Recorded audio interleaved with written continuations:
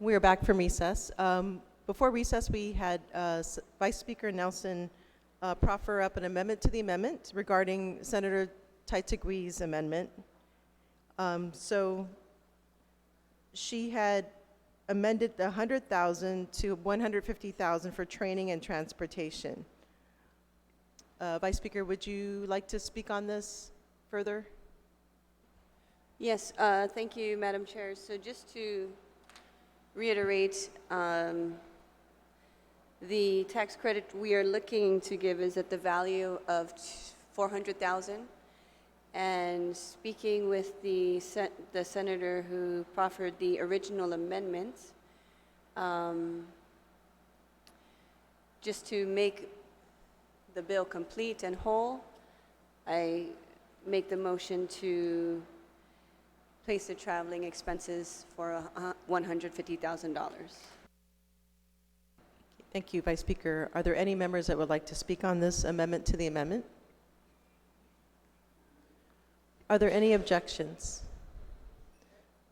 to the amendment to the amendment? Seeing no objections, motion passes. Now to the original amendment. Are there any members that would like to speak to the amendment that hasn't already spoken? On the main amendment. Senator Regine Biscoli, you are recognized. Sujus Masi, Madam Chair. Madam Chair, I just have a question for the author, if she'll yield. Would the author yield to the question from the senator? Absolutely. Thank you very much. So on line 6 of this amendment, it directs our attention to Article 6 of Chapter 77, Division 2, Title 12, Guam Code Annotated. And in pulling up Guam Code Annotated, that directed me to tax credits for the Tizen Gym. Say that 5 times fast. And I know that there was a lengthy discussion about this last night and just kind of going back and forth, but my concern is that we in this body have set aside tax credits for Tizen, and like is done many times, unfortunately, in the government of Guam, we don't honor our responsibilities and we don't allow for the proper maintenance, and we don't take care of what we have. And then we, many times down the road, 5, 10, 20 years later, we're wondering why our facilities are in disrepair and why things aren't up to snuff. So I just feel like this amendment is potentially robbing Peter to pay Paul, and I'm just not sure if there was a reasoning behind it, so I'm just trying to see if the author could give us her reasoning behind why these tax credits that were already set aside by previous legislature for the Tizen Gym are being now attempted to be redirected for this purpose. Thank you, Senator. Senator Tai-Tagui, do you yield to the question? Yes, absolutely. Thank you, Madam Chair. And as I mentioned earlier, that these tax credits that are given to Tizen Gym are done on a yearly basis. They have at least 4 more years in order to relinquish the $2.5 million that was given. Right now they have $1 million. And even though it's there, they're not able to use that full $100 million for another 3 years, 4 years actually. So this year, they've used every year they get $250,000. So this year they have utilized most of the first $250,000, and the balance is $92,000 left. Now next year, FY 2021, which won't be realized until October 1st, 2021, then they will utilize the next $250,000. Then in 2022, they will utilize the next $250,000. So even though this funding is going to be used, this gives us enough time to replenish that account responsibly by incorporating that into the upcoming budget bill that I mentioned earlier. And that would free up that money to allow them to use that tax credit that's already a liability to the government. It's already on the books. So nobody's going to be shortchanged in this budget fiscal year at all.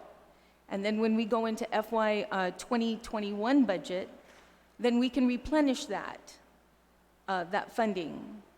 So but to my colleague, it's not money that they can use right now anyways. It's $1 million over the next 4 years. So they're not even going to see that money. And I agree, I believe that the Teton gym is very important. And I don't see that to not continue providing what we appropriated to them, but it allows us enough time to be more fiscally responsible and find out where we're going to get this tax credit from without jeopardizing the budget. And Madam Chair, if I may, it was mentioned even last night that there are tax credits out there right now floating around that hasn't even been utilized as well. But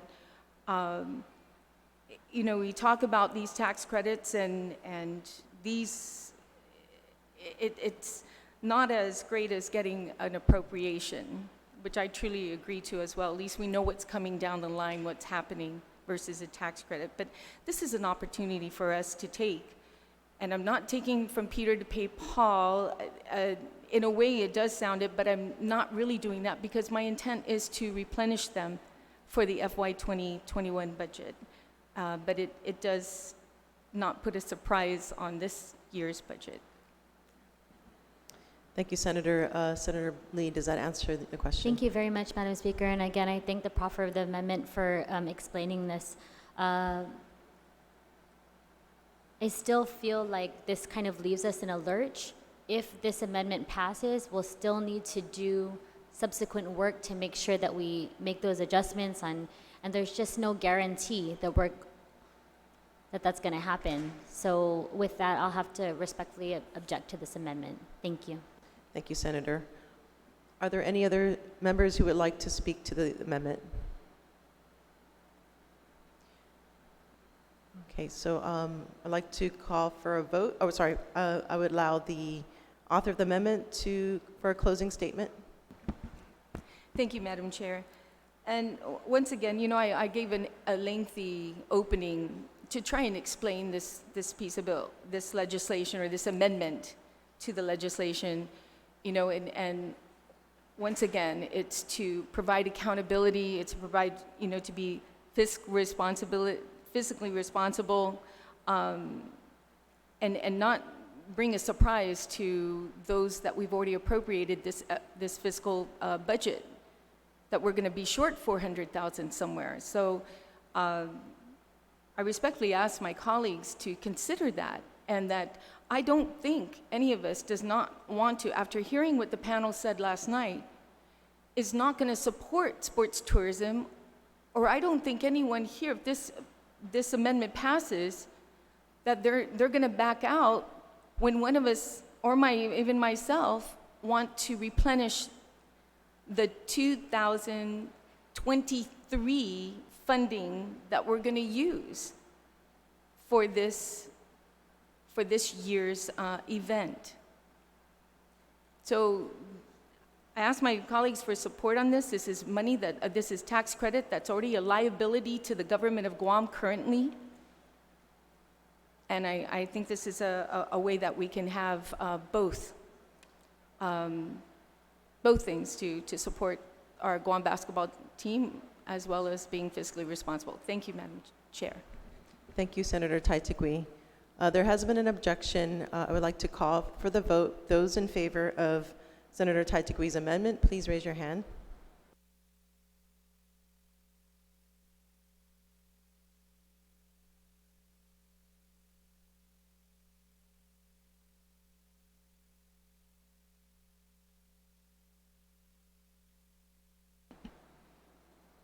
Motion fails. Senator Taitigui, you're recognized.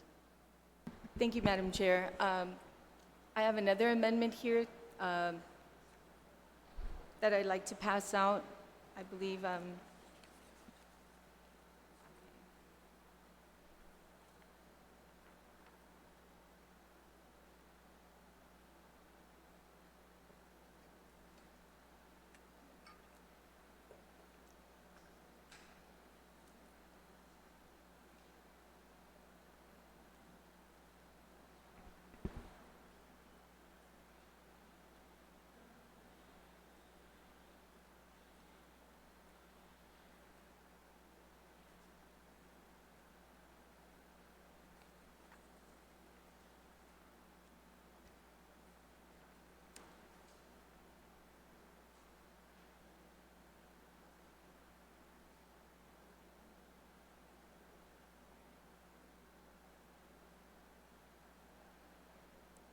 Thank you, Madam Chair, for the opportunity to pass out this amendment to my colleagues. I believe everyone should have a copy of it. It's very simple, Madam Chair. It's on line 10, page 7, to amend the bill to read, Section 3, effective date. This act shall be effective October 1st, 2020. In anticipation, Madam Chair, with regards to my last amendment, and still staying on the threshold of being fiscally responsible, this legislature to be that fiscally responsible with regards to our budget that's already been appropriated, and for the fear of losing or having $400,000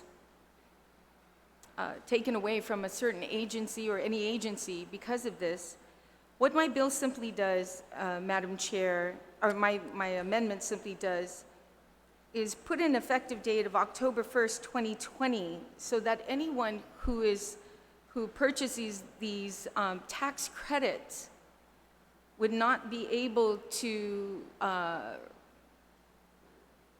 what's the word, cash them in. I know there's another word for it, be able to cash them in until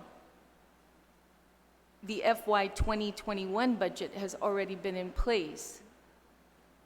So that way, because right now, currently, these tax credits, if someone were to purchase these tax credits now, they can turn it in.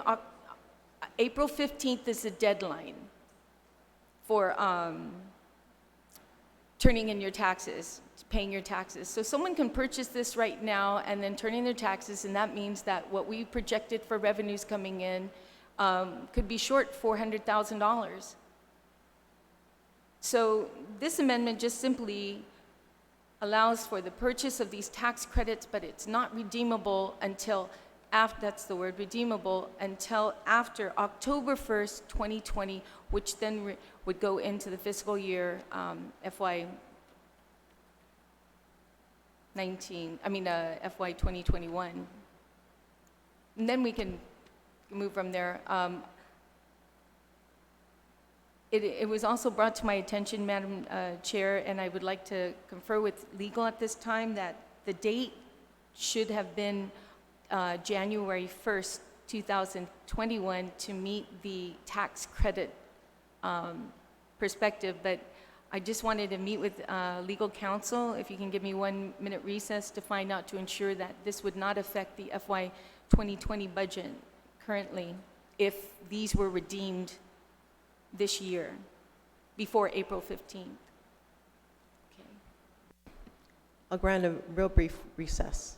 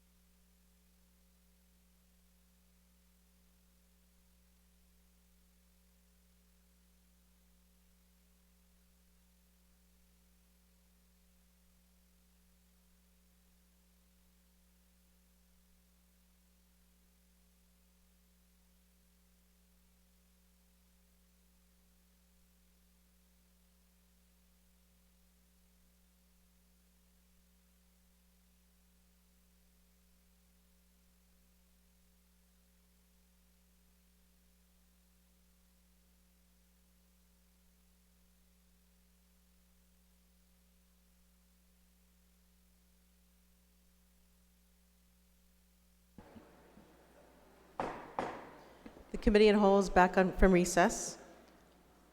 So where we left off with was Senator Taitigui and her amendment. Senator Taitigui, you have the floor. Thank you, Madam Chair. I met with council and, you know, as far as GITA is concerned, the rules and regs and how they perceive tax credits and how they're issued out, I believe, well, they're unsure on the rules and regulations that cover tax credits under GITA's rules and regs. So after conferring them October 1st, 2020, that should be sufficient as far as being able to redeem these tax credits by October. That for sure is true to form, because this act shall be effective October 1st, 2020. So I'm okay with this. Yeah. Thank you, Senator. Are there any members that would like to speak to this amendment? Okay. Are there any objections to this amendment? I see objections. Anybody member willing to discuss the objection? If not, I'll call for the vote. I'm sorry, I'll call for the sponsor to close on the amendment. Thank you, Madam Chair. You know, Madam Chair, this is just one way, again, to be fiscally responsible with regards to how we issue out appropriations as well as tax credits. Because regardless of what people say, tax credits is funds, it is money. It's anticipated to come into the government of Guam to pay our bills, to pay what we appropriated for every budget. And now what we're doing and setting precedents here with regards to not being fiscally responsible and realizing that this money was not appropriated or perceived when we came into this, this new fiscal year. And they ask us about how our deficits are occurred.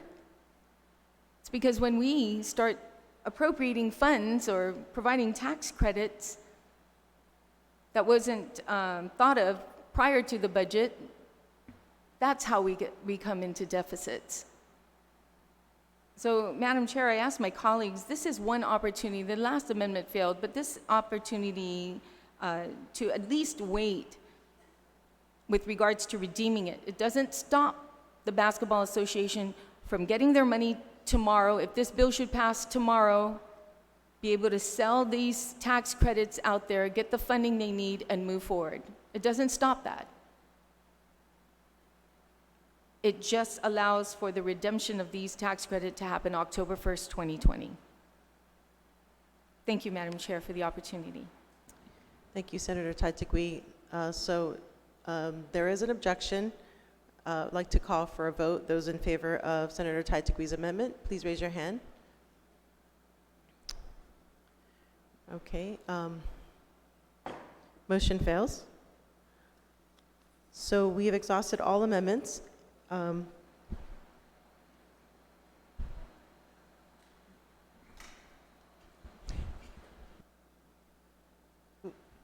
Are there any more amendments to proffer?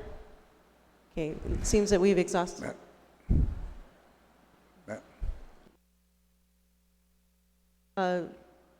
We are, oh. All right, so yes, I would allow members to discuss the bill as amended. Are there anybody who would like to discuss?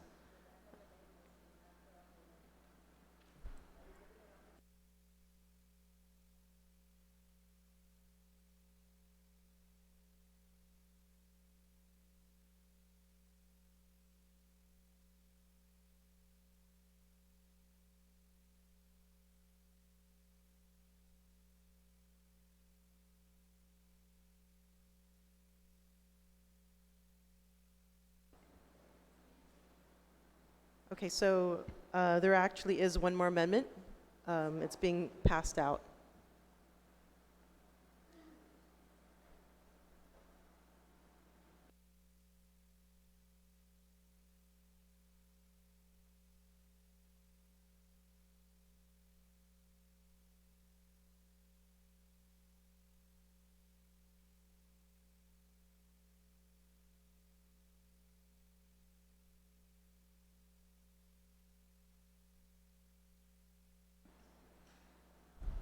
Senator Chalahi, you're recognized. Thank you, Madam Chair. As we know, this bill is going to authorize tax credits, and the amendments made to the bill have authorized the tax credits to be used in FY 2020. And of course, this is after we've already estimated the revenue from gross receipts tax or business privilege tax.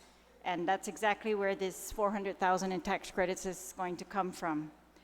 And so I'm proposing an amendment to add a new section at the end of this article that in the bill, pretty much at the end of the bill, so on page 6, line 22, I would like to add another section that would read, in lieu of tax credits, the governor is authorized to transfer up to $400,000 from existing fiscal year 2020 appropriations, not restricted from transfer in other provision of law, for the purposes outlined by this article. This would allow the administration to deal with any decline in revenues versus what is anticipated or estimated for fiscal year 2020. It would also resolve the conflict in BBMR's fiscal note, warning of the bill's reduction of expected revenues and the impact to government programs. So this would allow them to, instead of granting tax credits, to transfer the funds for these purposes, and of course they would do that at their discretion upon ensuring that the agencies where the money's coming out of is taken care of. So that would be my amendment, Madam Chair. Thank you, Senator Chalahi. Are there any members that would like to speak on this amendment? Senator San-Augustine, you're recognized. Thank you, Madam Chair. I object to the amendment, and only on the basis that in the past week or more, there's the coronavirus threat. There's the pool incident threat. There's a bunch of things in the government that if we want to talk appropriation, then this should have been referred to the Committee of the Whole on the appropriation, then we can discuss that. This is not an appropriation oversight or Committee of the Whole. And I couldn't support this because with all the things that are happening today, I think we need to focus on the threat. We all, or most of us, went to the briefing, or even the pool that's trying to find money to fix it. And if there is any appropriation not restricted, you know, we've been listening to bills in the past few weeks or months about unappropriated money. There is, if any of my colleagues know there's money out there that's not restricted, please advise me and I'll join you in the effort to move the money to where we could move it, to the agencies that need help. And then that's where I'll move. Thank you, Madam Chair. Thank you, Senator. Are there any other members that would like to speak to the amendment? Yes, Senator Tai-Tagui. Thank you, Madam Chair. I wasn't quite sure what the last speaker was talking about when, you know, we appropriate as much as we can when all these agencies have gotten less than what they requested. Most of the agencies received less than what they asked for. And knowing that they have responsibilities and requirements and services that need to be provided to the people of Guam, it might not even be met. And then when you have some legislation that takes funding away from them and diverts it, there is an issue. But tax credits is that same thing, because what it does is it lessens the amount of projected revenues coming into the government. So, you know, I stand in support of this legislation. $400,000 is within our authority to do so, to find the money, to help the Guam basketball team. I mean, well, maybe the $30,000 from Bank of Guam she thought was enough. But this bill here, this amendment here, she can do as well. So I stand in full support of this. Thank you, Madam Chair. Thank you, Senator Taitigui. Are there any other members that would like to speak to the amendment? So Senator San Augustine, did you? I object to the Okay, amendment. so there's Thank an you. objection. I would like to offer the closing remarks to Senator Therese. Thank you very much, Madam Chair.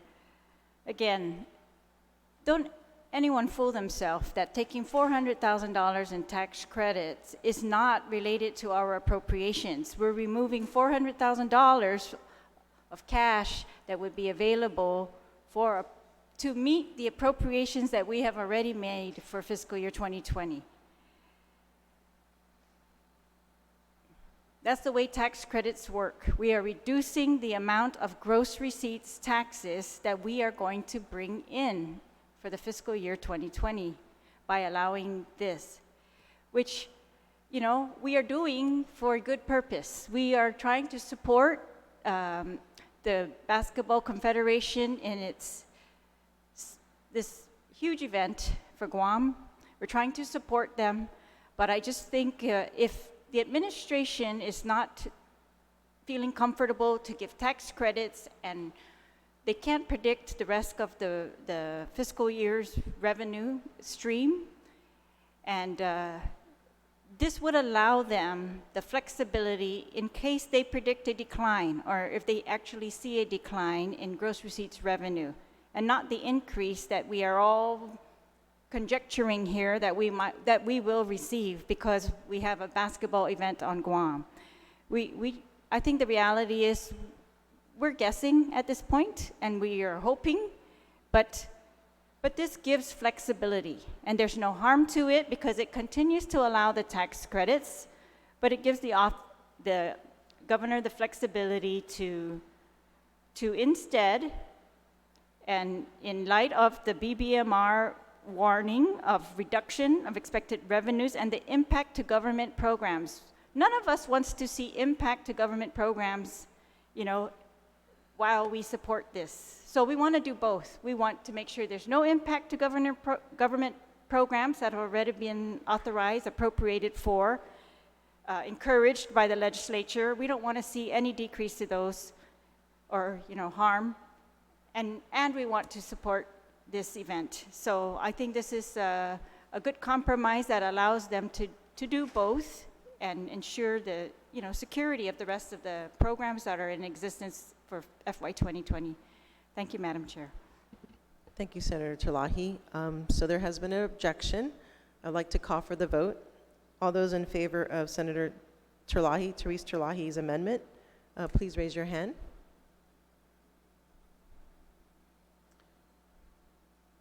Motion fails. So we've exhausted all amendments to Bill 204-35. I would like to call on the sponsor of this bill for his closing remarks. Thank you, Madam Chair. I move to rise from the Committee of the Whole with the recommendation to place Bill 204-35 CR as amended by the Committee on Environment, Revenue and Taxation, Procurement, and further amended in the Committee of the Whole on the third reading file. On that motion, are there any objections? Madam Chair, if I may, did he say with all amendments intact? Yes, he did. Okay, thank you. So are there any objections to rising from the Committee of the Whole? If there are no objections, we stand in recess.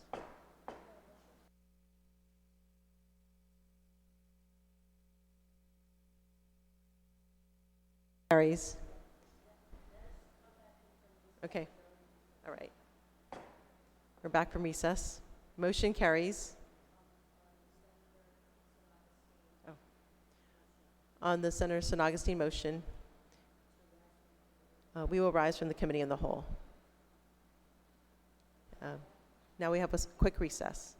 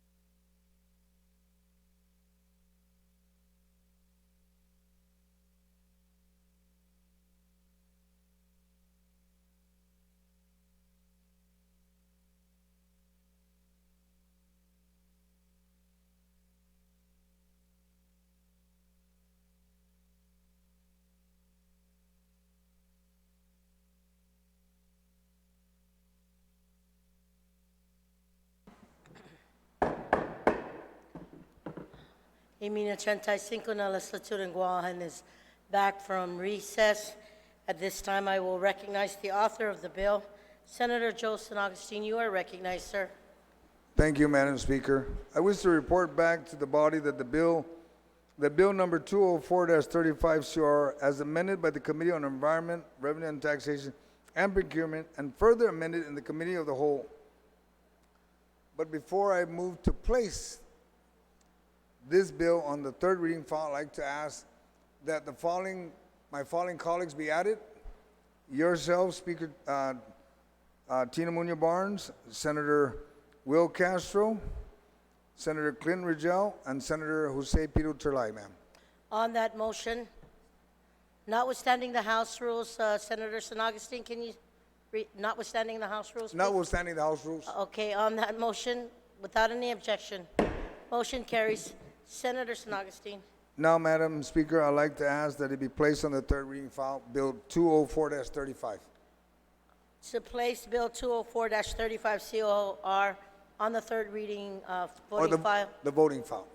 Without any objections, motion carries. Colleagues, we are now going to move forward on Bill number 210-35 COR. And if I may, I'm going to go ahead and start something new. Madam Clerk, can you just please read the title, the author, and the bill for the record? Clerks? Can I? No? Never mind. Okay.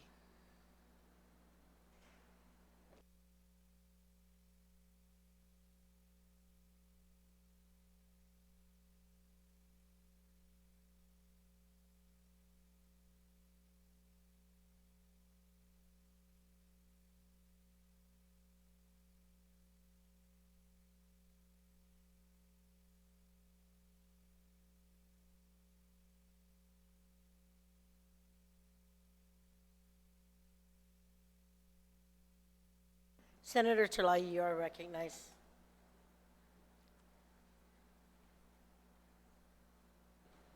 Thank you, Madam Speaker. Madam Speaker, I move to place Bill number 210-35 COR, which is an act to appropriate the balance of the Hospital Capital Improvement Fund to the Guam Memorial Hospital Authority for capital improvement projects As into introduced the third reading as introduced. by Senator. By myself, Madam Speaker. Thank you. On that motion, please proceed, Senator Terlay. Madam Speaker, we all know that the Guam Memorial Hospital has had numerous long-standing, ongoing challenges. The prior administration asked the legislature to increase taxes to expand and improve the facilities there at the hospital. But the increase in taxes were not dedicated for that purpose. For 2 fiscal years in a row, Guam Memorial Hospital was denied funding requested for capital improvements and was appropriated significantly less than its total budget request. In 2019, it requested a total of $242 million, but received $30 million. This appropriation did not include funding for capital improvements. In 2020, GMH requested a total of $192 million, but only received $28 million. Again, without any amount for capital improvements, despite the needs list of approximately $57 million that was submitted. During an oversight hearing held last year and again in budget hearings, GMH identified their top 3 urgent capital improvement projects: the roof repair, estimated between $5 and $9 million, the electronic health record system, which estimates have fluctuated from $21 to $40 million to potentially, unknown actually at this point. And we know that the electronic health record system is a CMS requirement.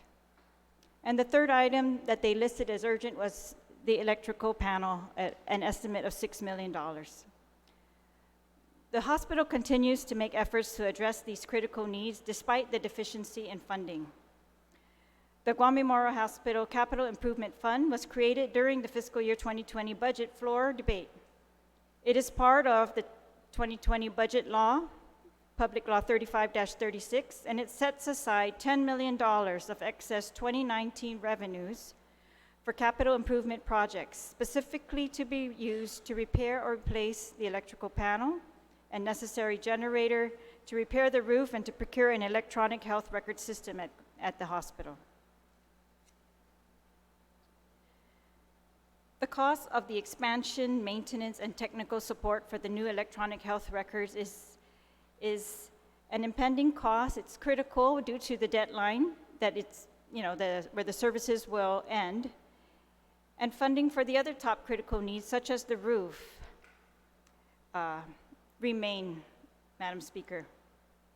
The roof insurance that we tried to pursue was going to cover $2 million of the estimate up to $9 million, estimated cost of up to $9 million.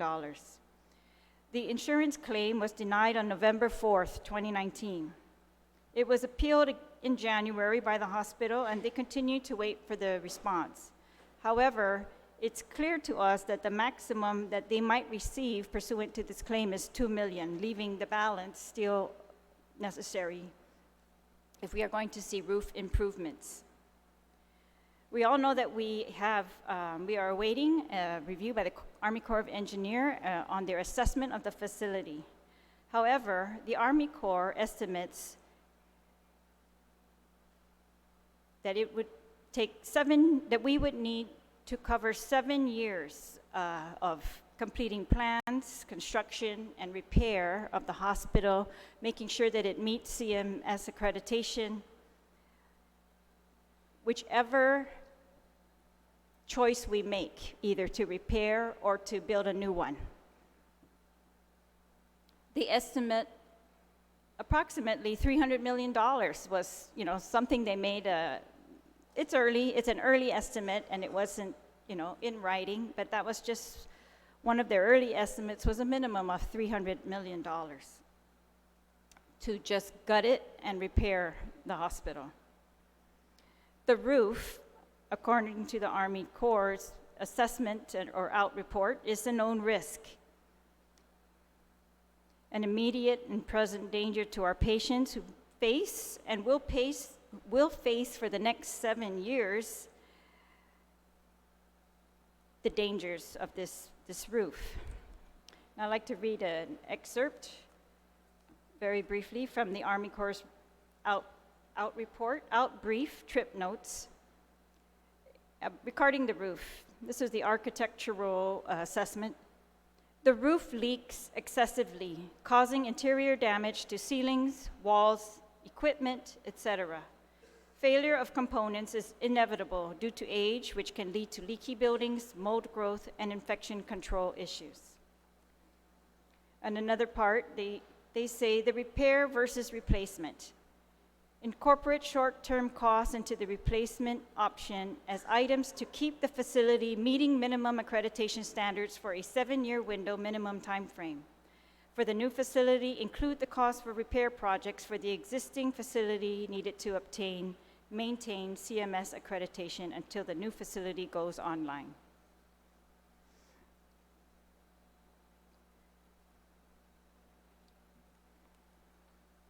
BBMR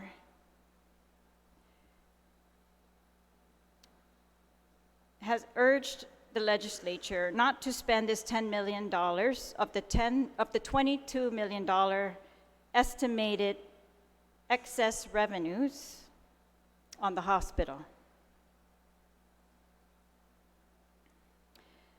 They want to spend this money instead on a deficit, which was not requested during the 2020 budget proceedings, which is not requested except for 2% in the 2021 budget. And there's been no deficit reduction plan submitted, Madam Speaker. On January 7, I sent a letter to the Department of Administration, the Office of Finance and Budget, and the Bureau of Budget Management and Resources, BBMR, requesting information so that we could put facts to this ever-looming deficit and to be sure that they are critical needs and to verify whether they could be deprioritized at this point and that the hospital remain the priority. I asked for an updated list of continuing appropriations authorized beyond September 30, 2019, and the amounts still pending. I asked for an updated itemized list and description of deficit items, a deficit reduction plan, and deficit amounts paid after September 30, 2019, and still pending as of January 1, 2020. I asked for an updated list as of September 30 of outstanding obligations and amounts not included in the deficit list requested above or in the 2020 Budget Act to include outstanding court or civil service commission ordered awards, settlement awards, promissory notes, attorney's fees, or other obligations of the government of Guam. Again, Madam Speaker, the goal is to put facts, a list of to this deficit amount so that we can be very clear as to what, if there is any flexibility, if we can, again, ensure that the hospital remains the priority. There's been no response as of yet to this inquiry or request for information. We know that there is a $22 million excess revenues from fiscal year 2019. If the legislature does not decide where that money is going to be spent, we will not be able to prioritize the hospital above all other expenditures, Madam Speaker. So I humbly ask my colleagues, and I thank them for their support during the budget debates. It was through this legislature that we were able to ensure that at least part of that excess revenue was going to be dedicated for the Guam Memorial Hospital. It's very clear that they still need it. All you have to do is walk in there when it's raining, and it will become extremely evident. And it is very clear that it is going to be needed no matter what the Army Corps assessment shows us. We are going to need to repair it for an interim basis, even if we decide to build a new hospital. So for the protection of our patients and the general welfare of the people of Guam, I ask my colleagues to maintain this as the priority, and to now this bill is just to transfer the money that was supposed to be deposited into that fund and to allow the use of it by the Guam Memorial Hospital. Situs Masi, Madam Speaker. Thank you, Senator Therese. Senator Joseph Augustine, I will recognize you on the main motion. Madam Speaker, I stand in support of the bill, but my colleagues, we need to remind ourselves that number one, during the Budget Act, we approve and the governor signed the Budget Act that gives 10 million of the unappropriated money. But the money will not be realized until the audit is done, and hopefully it'll be done by May. And it was reported, actually during the budget hearing, that it was supposed to have been 27 million, and then a month later, then they said 22. But I am in full support that GMH gets their 10 million. If anything, whatever, as long as it reaches 10 million, if that's all that's found, then the 10 million first priority should be GMH. We need to take care of our hospital. Thank you, Madam Speaker. You're very welcome, Senator Augustine. Anyone else on the main motion? Senator Jim Moylan, you are recognized. Thank you, Madam Speaker. So I am definitely in support of this bill, and I do see the hospital, our hospital, as a priority. On the last speaker there, and understanding that this audit should be completed around the summertime, I had the opportunity just a few hours ago to ask the governor on the position regarding the 10 million that we did authorize in our budget. And to summarize the statement, I was basically told when we're ready to do it, we're ready to do it. Or in other words, you can fly a kite and we'll let you know when we're ready. But I also want to, in support of the author of this bill, I've had many unanswered letters requesting where are we with the 10 million. And I had the opportunity to also speak with the administrator of the hospital, and I could truthfully say that there's no reason why she would deny this money if it was available to her, but it's not available to her. So I definitely want to see this bill move forward. The hospital needs our attention. We have this issue about this pending virus out there, and we should do something about the hospital right now, whether or not the virus comes or not, and hopefully it does not. Rather than having people coming into the hospital and slipping and falling because the hallways are wet indoors. Let's pass this bill, and I just don't want to see, and if we're going to use the money for other purposes, and then what's going to happen next? We're going to increase the BBT to 6% forevermore? I'm not sure. So I would truly support Bill 21035, and I would like to ask the author to include me as a co-sponsor. Thank you, Madam Speaker. There is a motion on the floor. Are there any objections to add Senator Moylan as the co-sponsor? Senator, on that motion, Vice Speaker. On the motion, are there any objections? Yes, Senator. Could I just ask that that be amended to add Senator Joseph Augustine and Senator Moylan to the bill as co-sponsors? Thank you. Madam Chair. On that motion, are there any objections? Hearing none, motion carries. Vice Speaker Nelson, you're recognized on the main motion. Just a point of inquiry, Madam Speaker, Please because state your question. yes,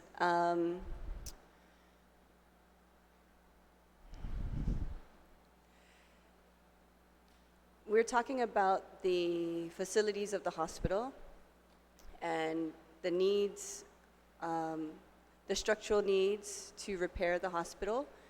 And so I was, some time ago, but I can't really remember. So the question is I believe that the hospital was under some insurance plan. And so I'm just wondering, what kind of insurance does the hospital now have for its structure?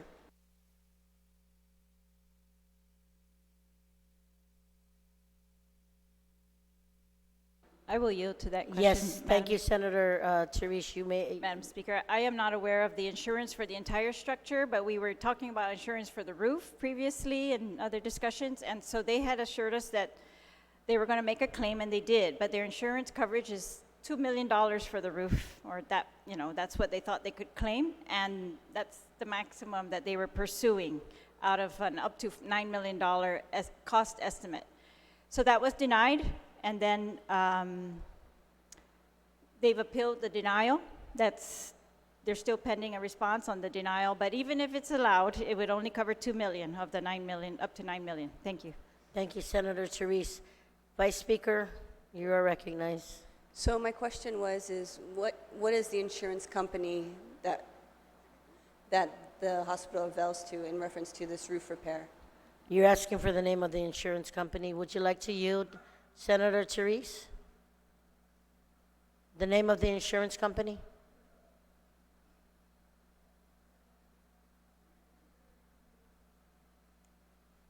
Senator San Augustine, would you like to cover that inquiry? The insurance company was Moylan's. Madam Speaker, my office pursued that and demanded that we get a response in reference to the claim, and we actually followed it all the way until they got the response of denial.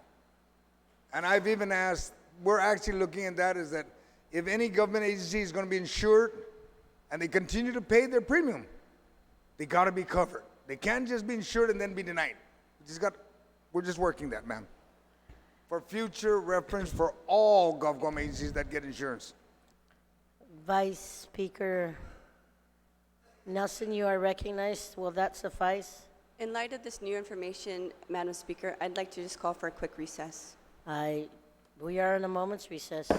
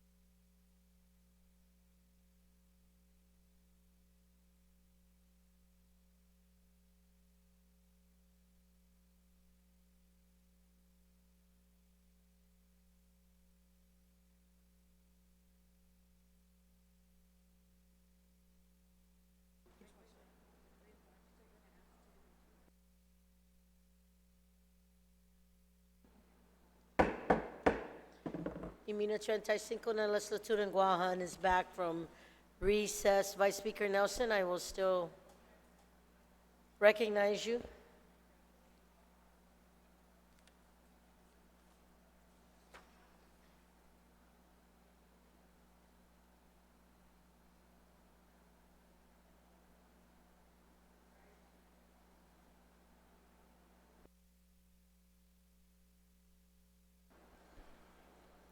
Thank you, Madam Speaker.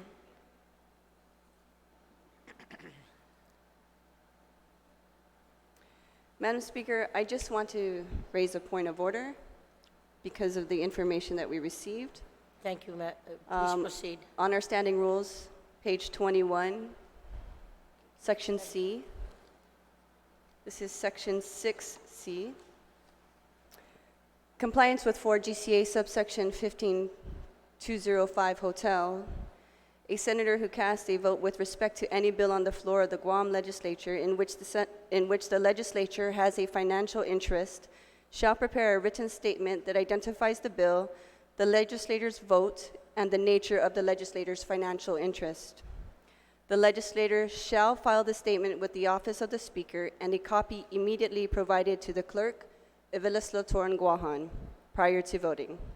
The statement shall be posted on the legislature in Guahan's website. Thank you, Madam Speaker. Thank you, Vice Speaker. Duly noted. So on the main motion, Senator Moylan, did you have a point of information or an inquiry? Oh, yeah, okay. On the main motion, does anyone else wish to speak? If not, Senator Terlahi,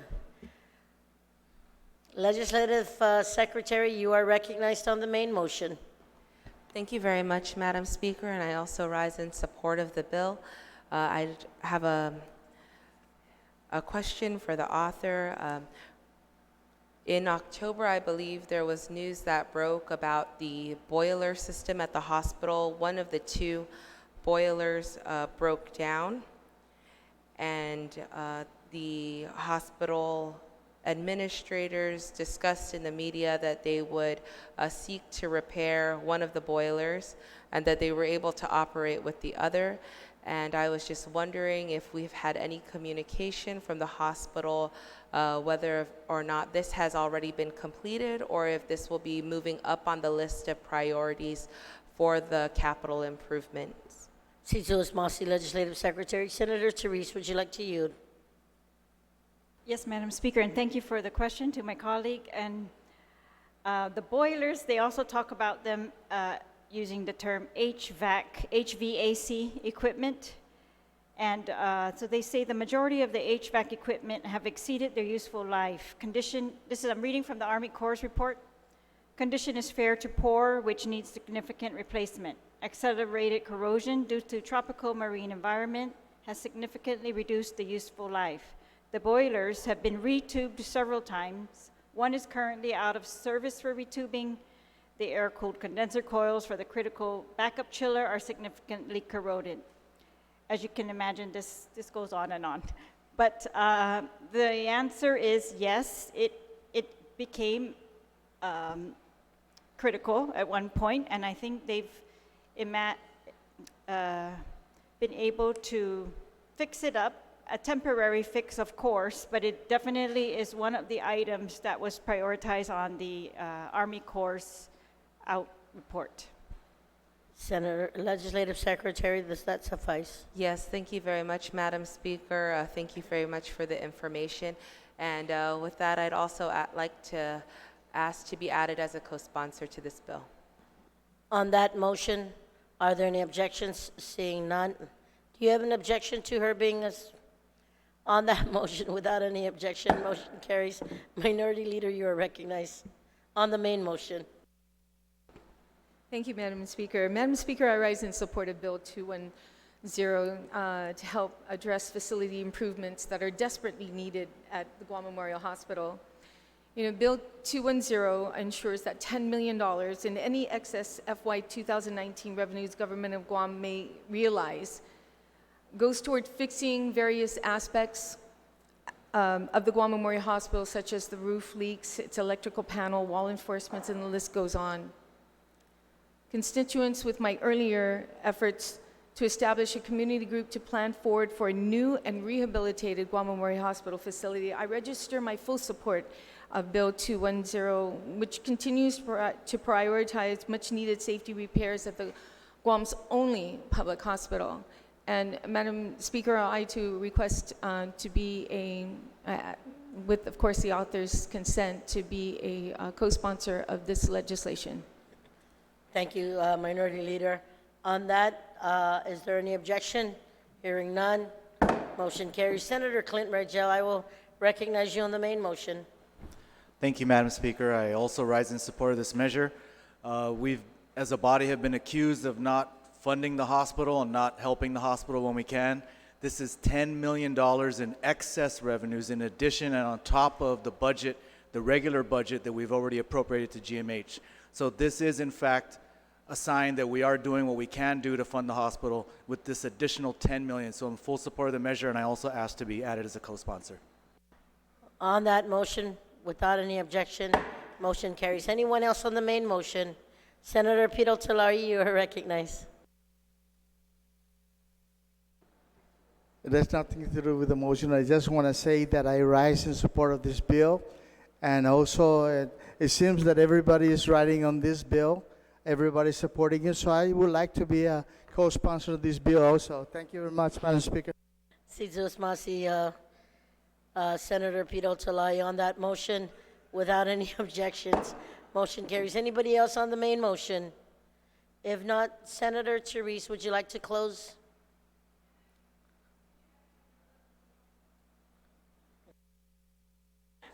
Madam Speaker.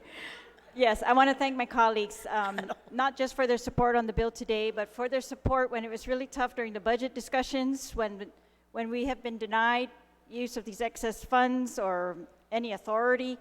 I want to thank the legislature for standing firm in that regard, and I would like to ask that the Vice Speaker, the Speaker, and all the senators, my colleagues, be added to as sponsors of the bill. I thank you. Sizos Masi. Thank you. And on that motion, without any objection, motion carries. Senator Therese, can I have it down? Motion to the third reading voting file? Sorry. So I'd like to move the bill. There were 210. no amendments. So yes, so just to move the bill, Bill 210, as introduced to the third reading. To the third reading. Voting file without, on that motion, without any objection, motion carries. Sizos Masi, Senator Therese, Vice Speaker Nelson, Majority Leader, you are recognized on Bill 231-35 COR. Can I just get a quick recess, Madam Speaker? We are in a moment's recess.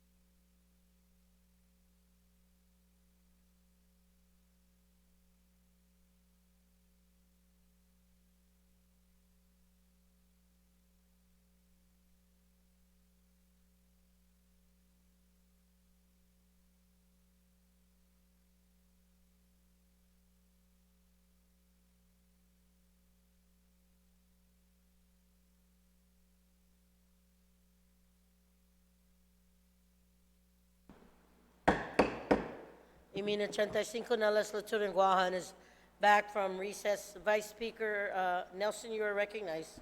Sijus Masi, Madam Speaker. Madam Speaker, I'd like to make a motion to move Bill number 231-35 COR, which is an act to amend subsection 8104 Papa of Article 1, Chapter 8, Title 4, Guam Code Annotated, relative to including Department of Youth Affairs peace officers as uniformed personnel for retirement purposes into the third reading file and discuss. And it was amended, Vice Speaker. And As the author- amended by the Committee on Public Accountability, Human Resources, and the Guam Build-Up. And introduced by the Vice Speaker. And Well, it's introduced by myself because Thank I'm you. standing and speaking on the bill. yes, Thank ma'am, you, please Speaker. proceed. For the record. Thank you, Madam Speaker. Madam Speaker, for many years, we have lacked the ability to give the Department of Youth Affairs officers some kind of parity within the law enforcement profession. And so in this bill, we look to fulfill this gap and create a parity, a level of equality for our Department of Youth Affairs, youth service workers.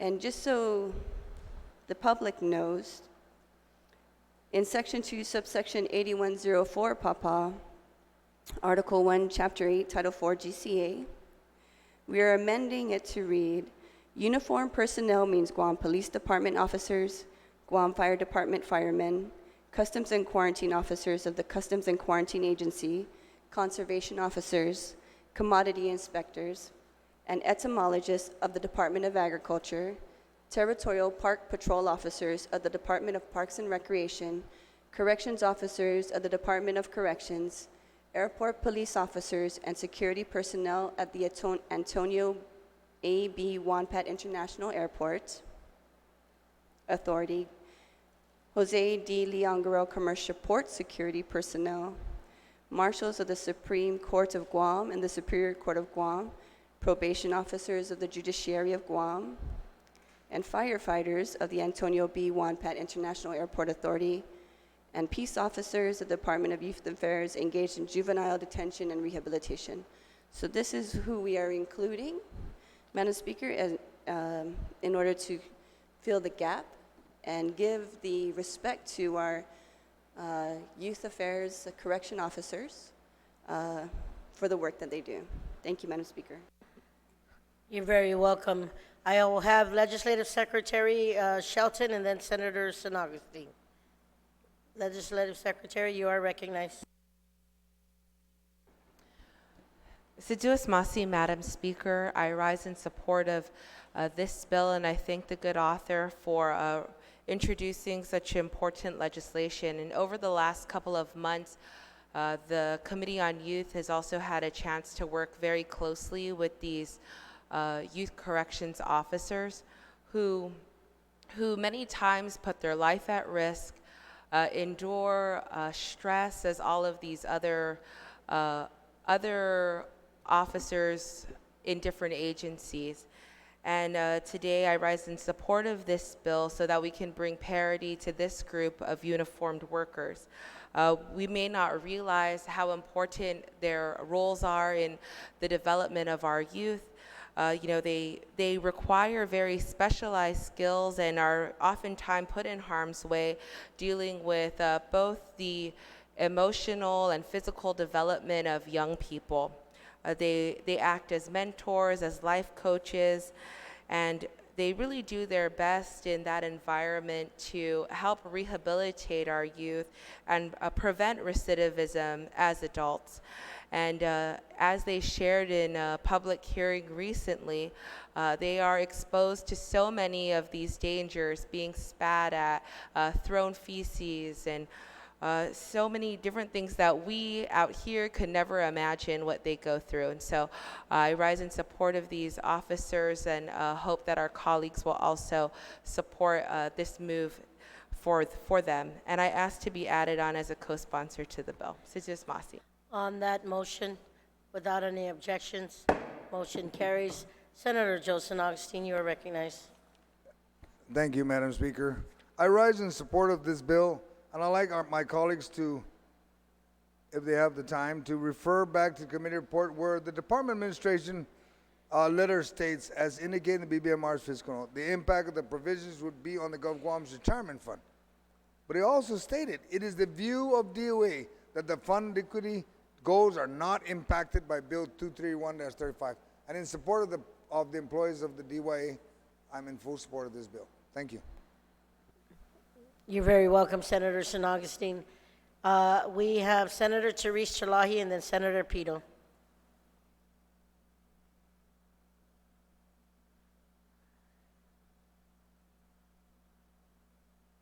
Thank you, Madam Speaker. I rise in support of this bill, and I note, as the previous speaker did, that the Department of Administration is in support of this reclassification of these personnel. And I agree with the speaker prior to that about the risk that these officers take every day, serving the youth of our island and serving the security and safety of everyone on our island in this job. I have one question for the author, and if she would yield it, it's just regards to, if you look at the list, we're very specific, marshals of the Supreme Court. We name the job, marshals of the Supreme Court, firefighters of the airport. But for this, we're saying peace officers of the Department of Youth Affairs engaged in juvenile detention and rehabilitation. But as I was looking through some of the testimony, it seems to me that the leadership of the Department of Youth Affairs talks about these type of employees as youth service worker series, including the youth service superintendent, youth service supervisors, youth service workers. And I think that's who we mean, because we're going to make them peace officers. I mean, they're peace officers is another classification of, people. But I don't think, I don't know. I guess I just want to make sure that this is the best way to say it. So I would ask the author to yield if we should amend peace officers to say the youth service workers series. Thank you, Madam Chair. Senator, I just want to yield. I guess when the question was talked upon, it was the men and women in black in uniform. But Vice Speaker Nelson, would you like to yield to that? Madam Speaker, can I just get a recess to make sure that we are on the right track? Thank you. Thank you. We are on a moment's recess.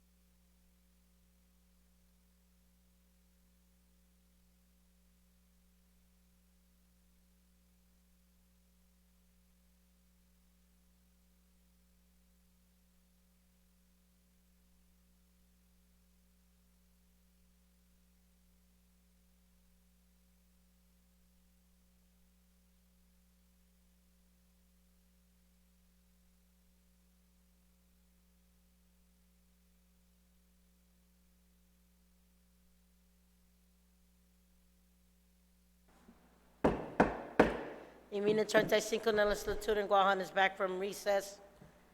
Vice Speaker Nelson. Thank you, Madam Speaker. Madam Speaker, in light of the information of the previous, of my colleague, the previous speaker, I'd like to make an amendment, and instead of peace officers of the Department of Youth Affairs engaged in juvenile detention and rehabilitation, we'll just put Department of Youth Affairs youth service workers. Okay? On that motion, are there any objections? Hearing none, motion carries. On Thank you, the main Madam Speaker. amendment. On the main amendment, Senator Pito, you're recognized.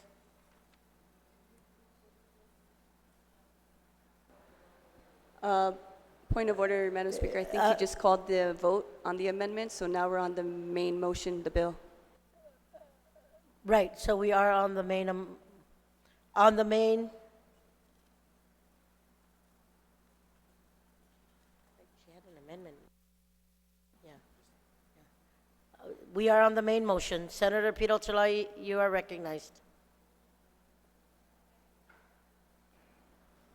Thank you very much, Madam Speaker.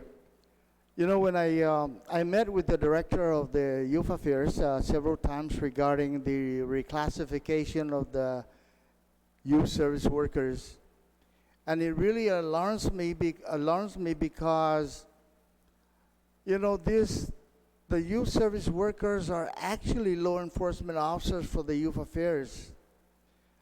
And what really kind of just lead me to making sure that we reclassify these individuals because they're also post-certified. And they are the lowest paid officers, if you will, doing the work of like law enforcement.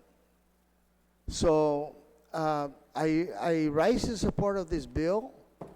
And also, I want to include myself as a co-sponsor, and because Senator San Agustin and I have worked on making sure that we do go out and push for the reclassification of these workers.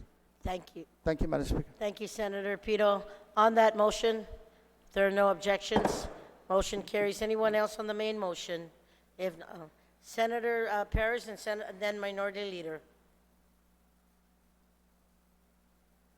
Thank you, Madam Speaker. I'd like to concur with my colleagues. The importance of youth service workers and, really bringing a light to the contributions that they make to our government and to our community. They actually must adhere and comply to federal laws. So they must apply to the Federal Juvenile Justice and Delinquency Prevention Acts. And they are held to high standards. So I think I commend the author of this bill to raise awareness about their work and the importance that and the contributions that they make to our community. So I rise in support of this bill. This is Masi. Thank you, Senator Perez. Minority Leader, you are recognized. So just Masi, Madam Speaker. Madam Speaker, I stand in support of this bill. I was there at the public hearing. I saw these officers. In fact, one of them was one of my son's best friends, and that he moved into this direction of law enforcement was just brought a big smile to my face, to see him there. He's a good boy, and I think he's going to do very good there. But as the previous speaker from Jonia who mentioned the post was something that I wanted to bring up, because these individuals have to follow the same standards as he mentioned earlier. Physically fit, required what most other peace officers have to endure in order to hold their positions. I don't know if you recall, Madam Speaker, even the time when we used to go to DYA to see the young women at DYA during Christmas time, providing them certain things and for them, gifts for them, and we would sing and provide pizza for them. It was a great feeling. And the officers that were there all very supportive. You know, we would hear what they had to say about the things that they endure. So it's about time that this bill came to us, and that we can, and I'm asking my colleagues as well to support this, because I'm so happy that they're finally being recognized for what they're doing. Because, Madam Chair, as you know, when we were talking with these girls, and then as a director of the Women's Bureau going over to the DOC for the women's prison, most of them came from DYA. And this area at DYA is the opportunity for us to help those young individuals so that they don't end up graduating to a new facility.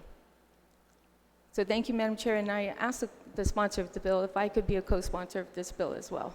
On that motion, without any objection, motion carries. Cesar Samasi, Minority Leader. Anyone else on the main motion? If not, Vice Speaker Nelson, you're allowed to close. Thank you, Madam Speaker. Madam Speaker, I'd like to thank my colleagues for their support for the Department of Youth Affairs, for caring and for understanding the dynamic work that they do. Because they're not only correction officers, they're also mentors. And they want to ensure that the children that they oversee can make it, can be successful once they fulfilled their time. And so, Madam Speaker, with that being said, I'd like to add as co-sponsors Senator Shelton,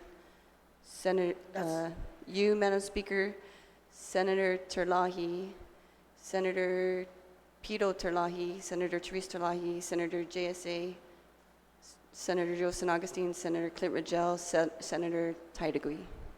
Thank you, Madam Speaker. On that, and Senator Moylan. and on that motion, Thank you, Madam Speaker. without any objection, motion carries. Vice Speaker, can you put it in the voting file, please? Thank you, Madam Speaker. I'd like to move bill number 231-35 into the third reading voting file. On that motion, without any objection, motion carries. Vice Speaker, can you please check the podium?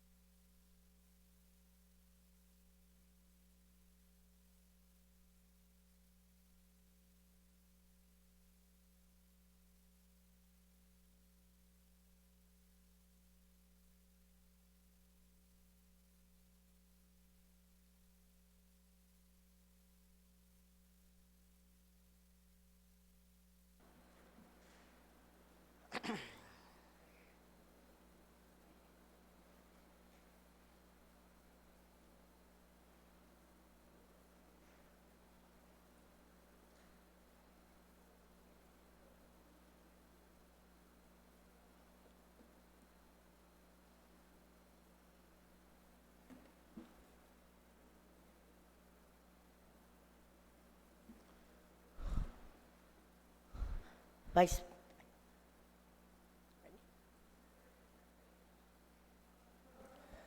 Madam Speaker, you are recognized. Cesar Samasi, Madam Speaker. Madam Speaker, I move resolution number 255-35 LS as introduced by myself, Senator Joseph Augustine, Senator Marsh Taitino, as Legislative Secretary Amanda Shelton, and Senator Pito Terlahi to the third reading, and if I can discuss it, please. Please proceed.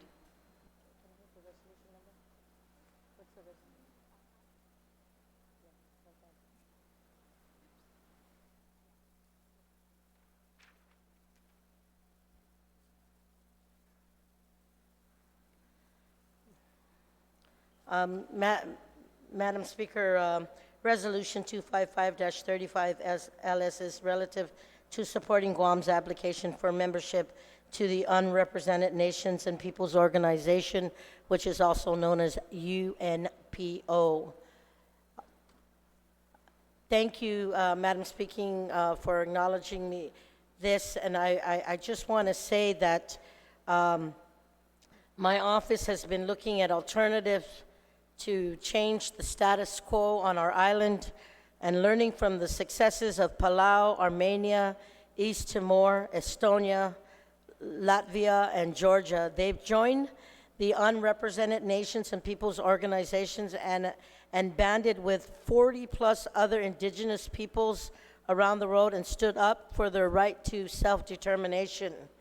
Today, Madam Speaker, I want to let you know that through the advocacy and technical expertise of the UNPO, Palau, Armenia, East Timor, Estonia, Latvia, and Georgia are independent nations and members of the United Nations. I will also want to share, Madam Speaker, that Washington, D.C., being the home of the American democratic system, has no say in Congress, which happens to be right in their own backyard. Recently, Washington, D.C. joined the UNPO and is able to make progress raising global awareness for their lack of voting rights. Guam, being the place with one of the highest enlistment rates to the United States Armed Forces, has no say to pick their commander-in-chief. And I want to say, Madam Speaker, working closely with Senator Paul Strauss, Washington, D.C.'s shadow senator in the United States Senate, my office is working on establishing Guam's membership to this UNPO. While my office works on completing the formal application, I am also reaching out to other member states to support Guam's application to this organization. I truly believe that if we build partnerships, work together, we don't need to reinvent the wheel and can forge ahead to do the right thing by our people. Madam Speaker, I introduced this resolution 255-35 LS with the supports of Senator San Agustin, Senator Marsh Taitano, Legislative Secretary Amanda Shelton, and Senator Pito Terlahi. And I had hoped that we could be a part of the UNPO last September, which was, there was a timeline back then for September 19, which was the deadline to be a signatory to the Alternative Universal Periodic Review of the United States. Each year, the United Nations does peer reviews of member states that submits a report. The report on the United States only identifies the Native Alaskans and Native Hawaiians that still need to be self-determined, and as having misleading reports about their people being published by the U.S., I hope that we can expeditiously get on board and examine options moving forward. In the meantime, while they had hoped for Guam to sign on, I had written to them to see if we can still sign on their alternative report. And while we did not sign on as a signatory, the UNPO in the alternative report submitted did highlight the struggles that our island of Guam faces in terms of equal representation. I had reached out to the Washington, D.C.'s shadow senator, again, Senator Paul Strauss, who stated, "I welcome Guam's decision to join Washington, D.C. in seeking UNPO membership. It signals an important step forward in the fight for full democracy for all of America's unrepresented citizens. He adds, while some might question why a territory of the United States seeks membership in a group that represents some of the world's most oppressed and abused people, the very fact that citizens of the U.S. territory even meet the criteria for membership as an unrepresented people should be a significant wake-up call to all who value democracy at home and around the world. I want to share with you, Madam Speaker, that we are already getting traction internationally. People hear about our cries, and while being the wife of a proud retired airman and the mother of a proud airman, all I'm asking for is the right to vote and the right to an opinion on matters that impact all those who call our beautiful island of Guam home. And Madam Chair, in the public hearing, there was folks who testified in support and have shared their concerns about our underrepresentation with Uncle Sam. And I just hope that my colleagues will share that same thought and know that we, based on the Organic Act, was given that opportunity to choose our political status and how we would like to further determine our self-governance. And 75 years later, we're still here, still unclear. And I'm hoping that my colleagues support my efforts on this, Madam Speaker, and I humbly ask them for their vote. Si Diyos Masi for giving me the opportunity to rise and speak in support of this resolution number 255-35. Si Diyos Masi. Thank you, Madam Speaker. Is there anyone that would like to speak on the motion? Senator Kelly Marsh Tyson, you're recognized.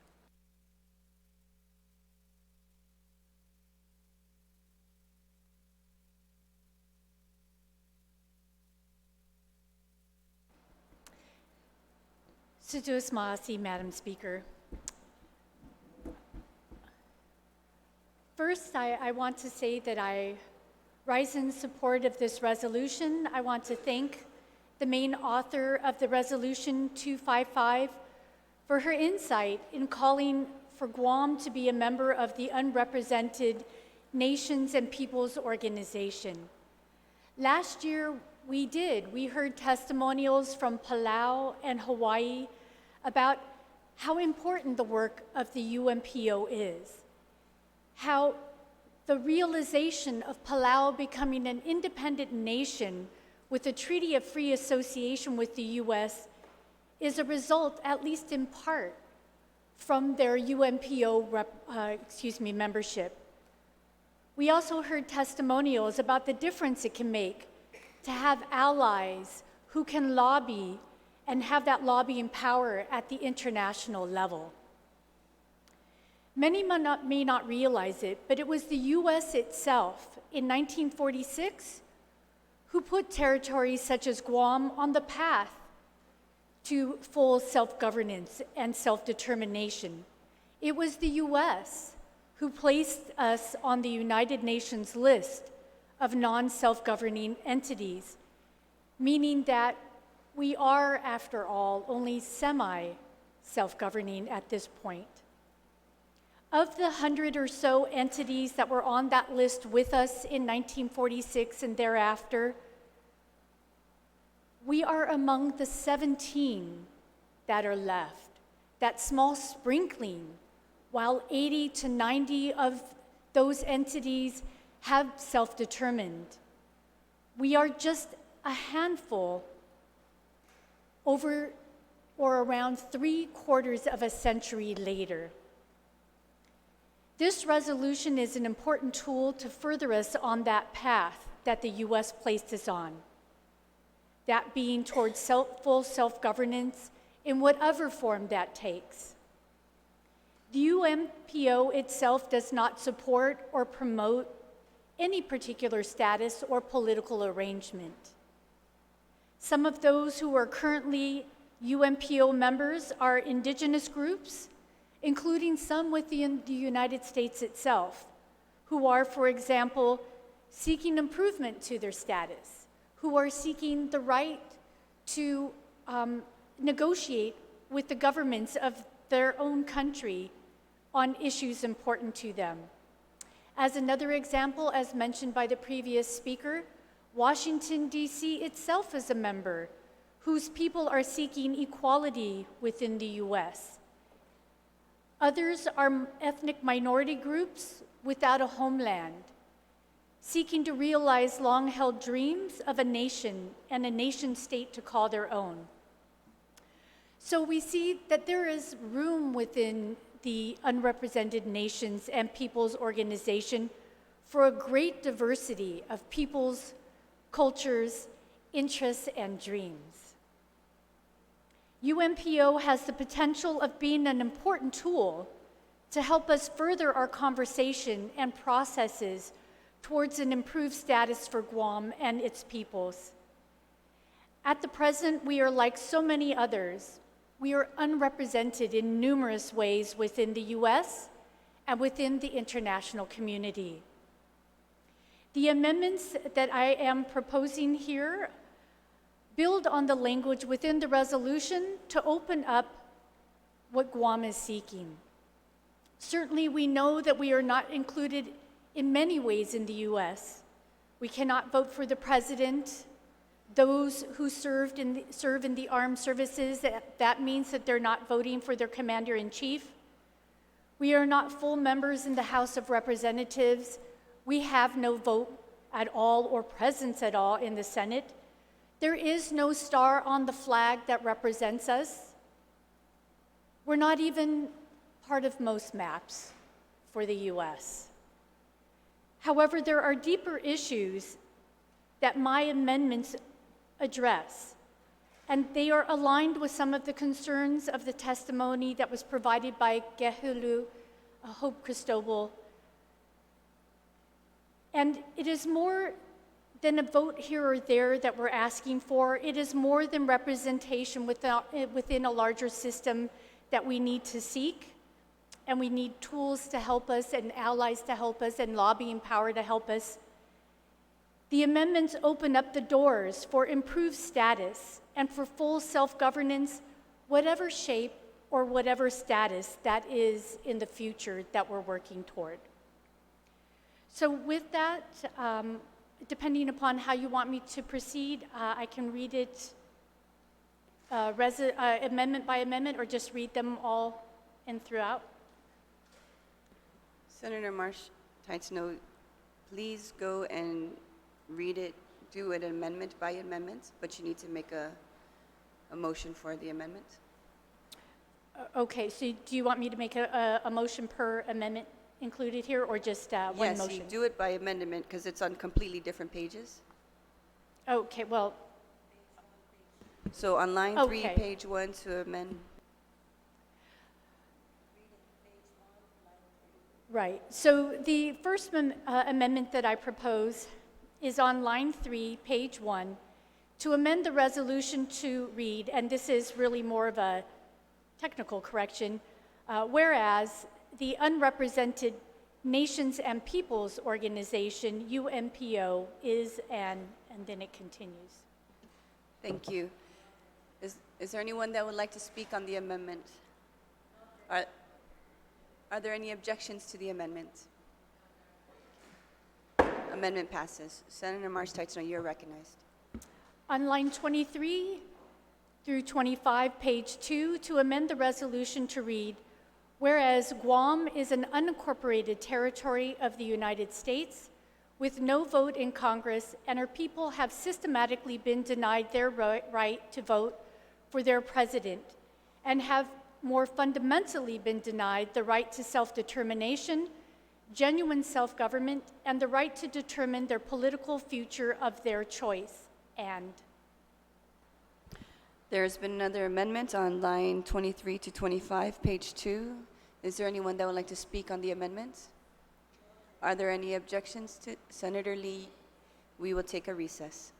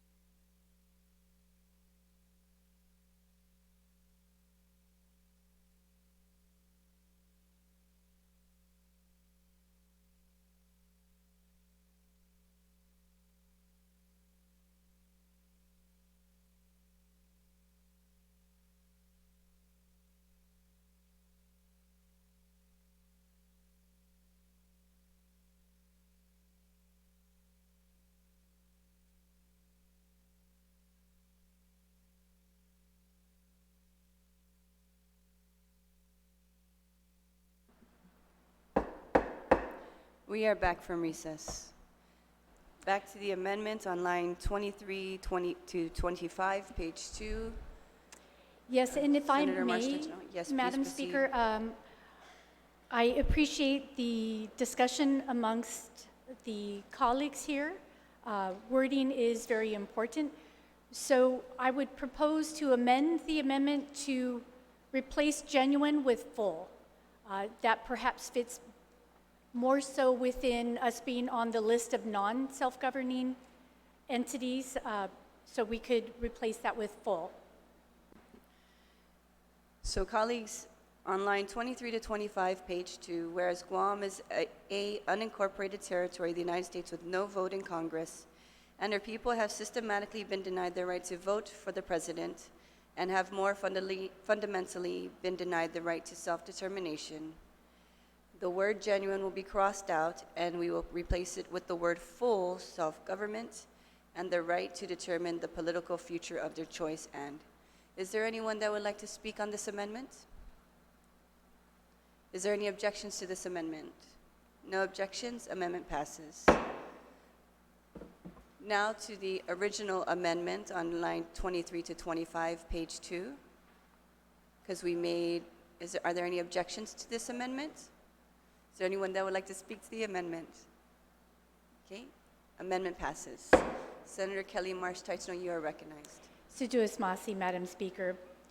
On line 1 through 3, page 3, to amend the resolution to read, whereas, since the beginning of the relationship with the United States, the people of Guam have been denied the right to self-determination despite partial measures meant to provide for limited local governance, the dream of, and to keep it consistent, I would say a full, so crossing out genuinely, a full self-governing island, or fully self-governing island has remained distantly on the horizon.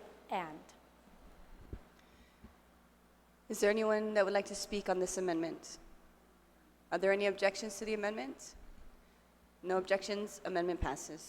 Senator Kelly March-Tachino, you are recognized. Sujuis Masi, Madam Speaker.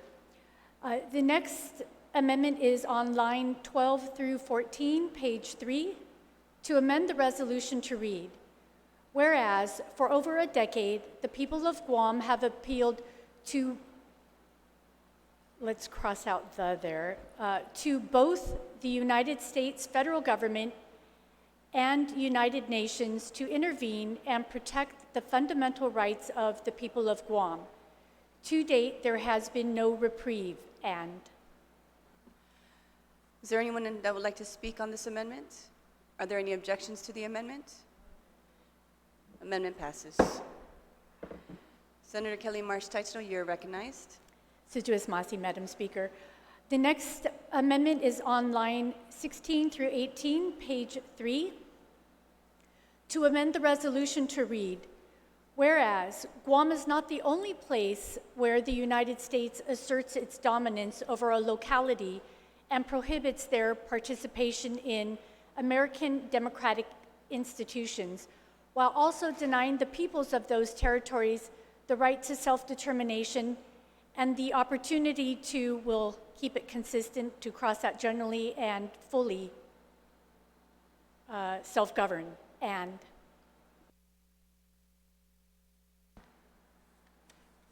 is there anyone that would like to speak on this amendment? Senator Lee, you are recognized. Sujuis Masi, Madam Speaker. Madam Speaker, I am drafting an amendment to this amendment. If I could just, and I've sent it to our legal bureau, so if we can just give me 1 brief minute recess so I can print those out and have it distributed to my colleagues, I'd appreciate it. Yes, we are in recess.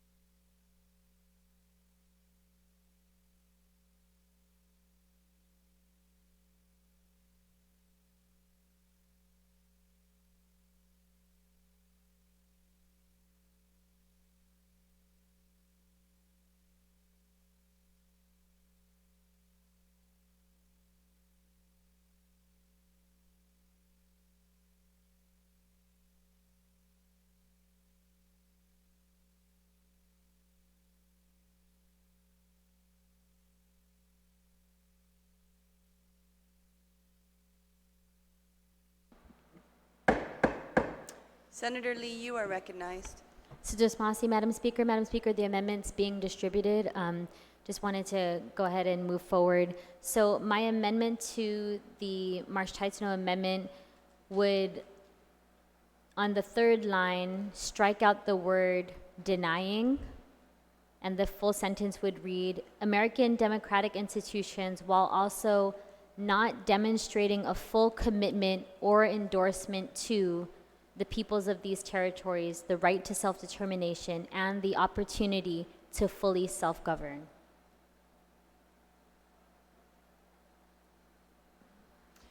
Senator Lee, can you please repeat that amendment once more? Sure. So beginning with striking, I'll just read the full sentence. Whereas Guam is not the only place where the United States asserts its dominance over a locality and prohibits their participation in American democratic institutions, while also not demonstrating a full commitment or endorsement to the peoples of these territories, the right to self-determination, and the opportunity to fully self-govern. And So colleagues, in the amendment that you have on your desk, instead of genuinely, it's replaced with fully. Are there any objections to the amendment to the amendment? No objections, amendment passes. Now we are on the original amendment as amended. Senator PT.2, you are recognized. You objected? Okay. You wanted to speak? Yes, sir, please. Thank you very much, Madam Speaker. I rise in support of this particular bill. And let me just say why. In 1968, I was drafted. I was just starting out with government services with the Guam Police Department. I was drafted by the United States. After my training in the United States, I was ordered by the United States to go down to Vietnam. Though I was not willing to die for the Vietnam crisis, I was willing to die to serve the United States. And I think it merits, Madam Speaker, that they allow us to be part of this, of what we're seeking for. So with that, Madam Speaker, I just want to urge all my colleagues here to really support this, because that's the history.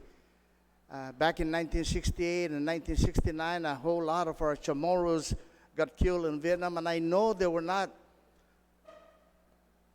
want to die for the war in Vietnam, but they were willing to die for the United States. Thank you very much, Madam Speaker. Thank you, Senator Chalahi. Is there anyone who would like to speak on the amendment to the amendment?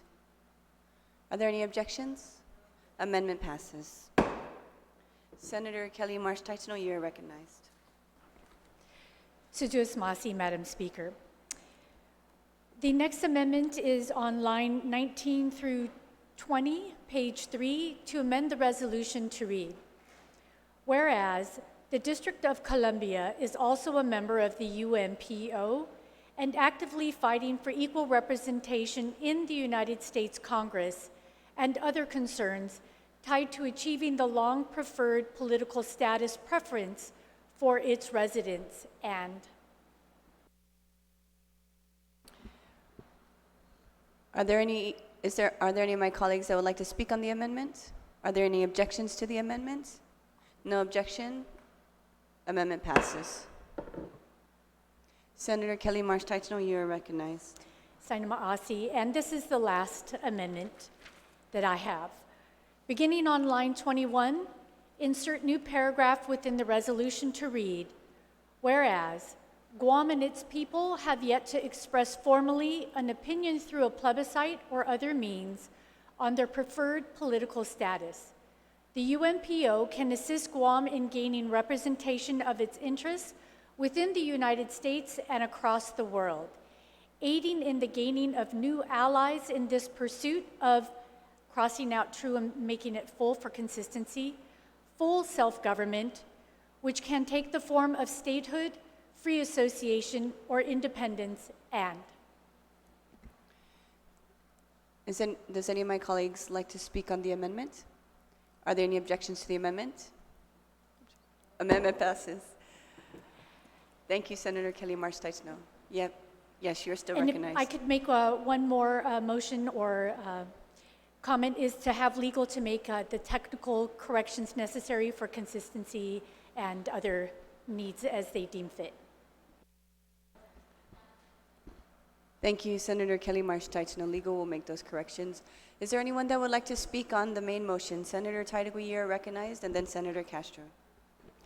Thank you, Madam Speaker. Madam Speaker, I was at the public hearing and had it was kind of difficult actually to hear through the telecommunication part, the video and the phone, but we were trying very hard to understand what he was talking about. One of the questions that I proffered was the cost of membership to this organization. And so my question is to the author, if she should so yield on the cost and oh well, Madam Speaker, I'd like to ask the author of the bill a question. Okay, and the question would be, how much would it cost to be a member of this, and where is this funding coming from? Speaker Barnes, do you yield? Madam Speaker, yes, I will gladly yield to that question to the minority leader. The application fee, a one-time initial payment is $1,500, and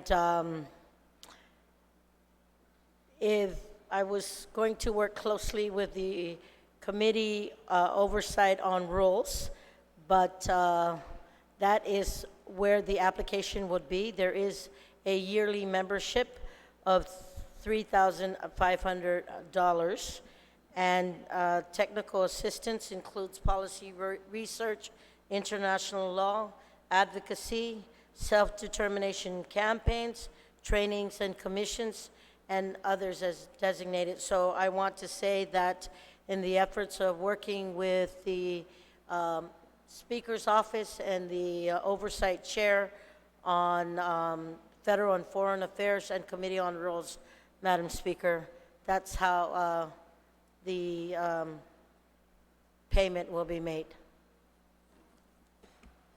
Thank you, Madam Speaker. Senator Taitigui, does this suffice your point of Yes. victory?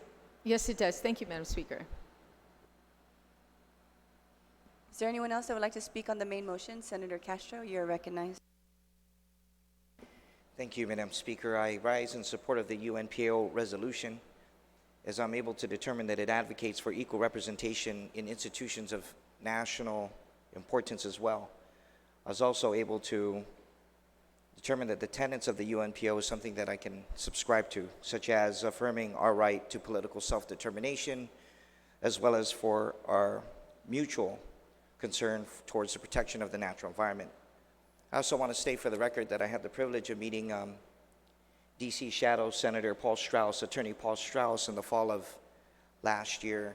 Sat for about an hour and a half and was able to learn more about this angle, this political strategy, if you will, so that in his case, and in the case of the people who he was popularly elected to represent, was able to leverage for greater representation and in the context of DC, at least within the union.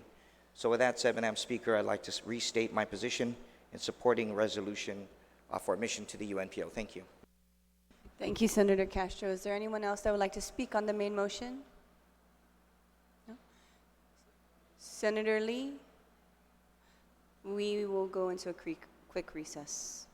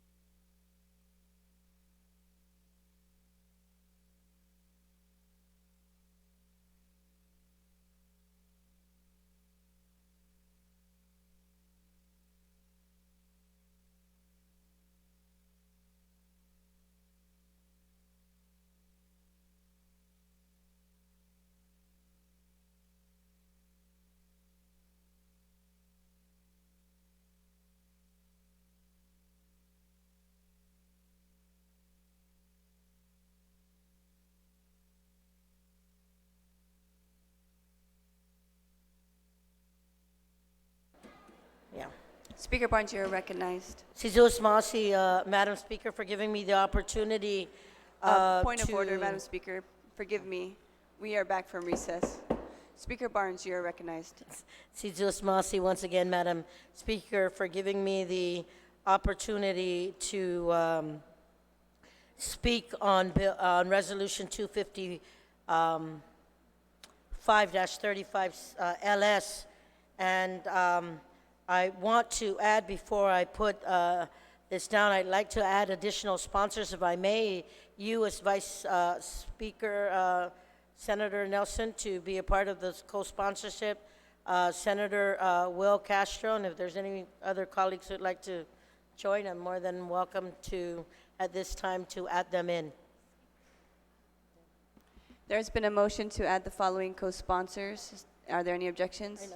There are no objections. Motion passes. no, wait. Speaker Barnes, Oh, yes. please proceed. Thank you, Madam Speaker.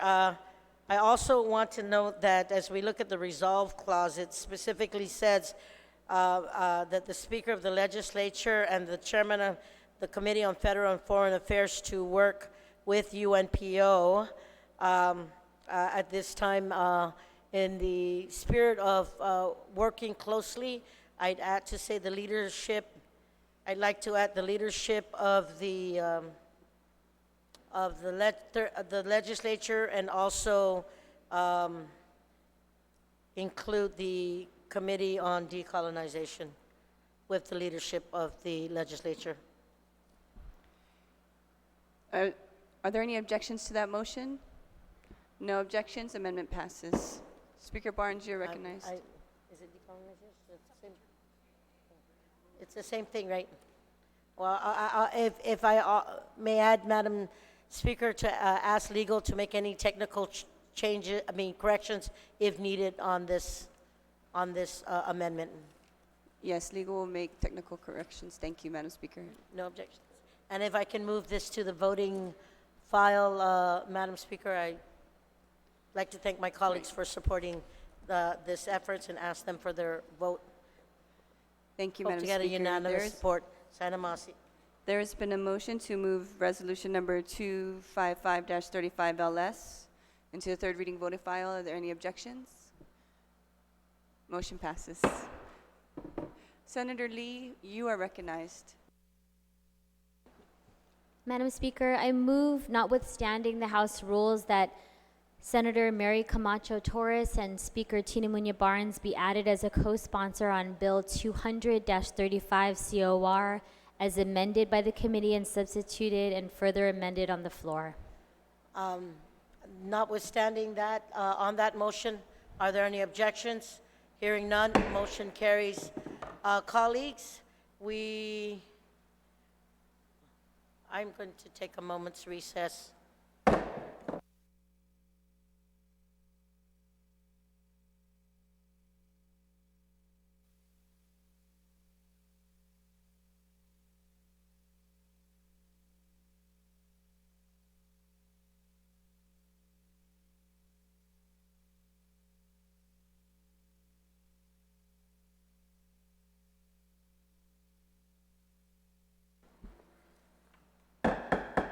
Imina 35 na legislatura in Guahan is back from recess. Ladies and gentlemen, we are now back to bill number 173-35 COR. Senator Therese Chirlahi, I will recognize you at this time. Thank you, Madam Speaker. If we could just get a 1-minute recess, they're making copies of the bill as substituted. I would like to substitute it with the permission of my colleagues. Thank you. We are on a moment's recess.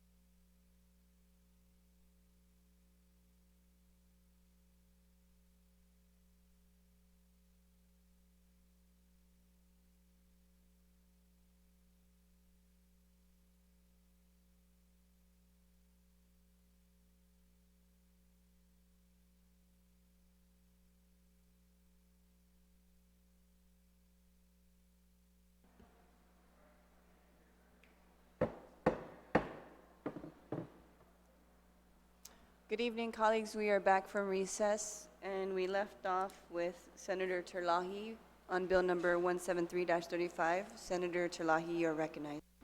Thank you, Madam Speaker. I've passed out copies on the floor right now of a substitute bill, so I would like to move that Bill number 173-35 COR, as amended by the Committee on Health, Tourism, Historic Preservation, Land, and Justice, and further substituted on the session floor, introduced by myself, that this substitution be allowed. And I'd like to speak on the bill. Colleagues, there's been a motion to accept Bill number 173-35 as amended by the Committee on Health, Tourism, Historic Preservation, Land, and Justice, and further substituted on the session floor. Are there any objections? There's no objections. Please proceed, Senator. Thank you very much, Madam Speaker and my colleagues. So Bill number 173-35 is an act to add a new Chapter 93 to Title 9, Guam Code Annotated, relative to establishing a standardized risk assessment and system of treatment programs for criminal sexual conduct offenders, which shall be known as the Criminal Sexual Conduct Assessment and Rehabilitation Act.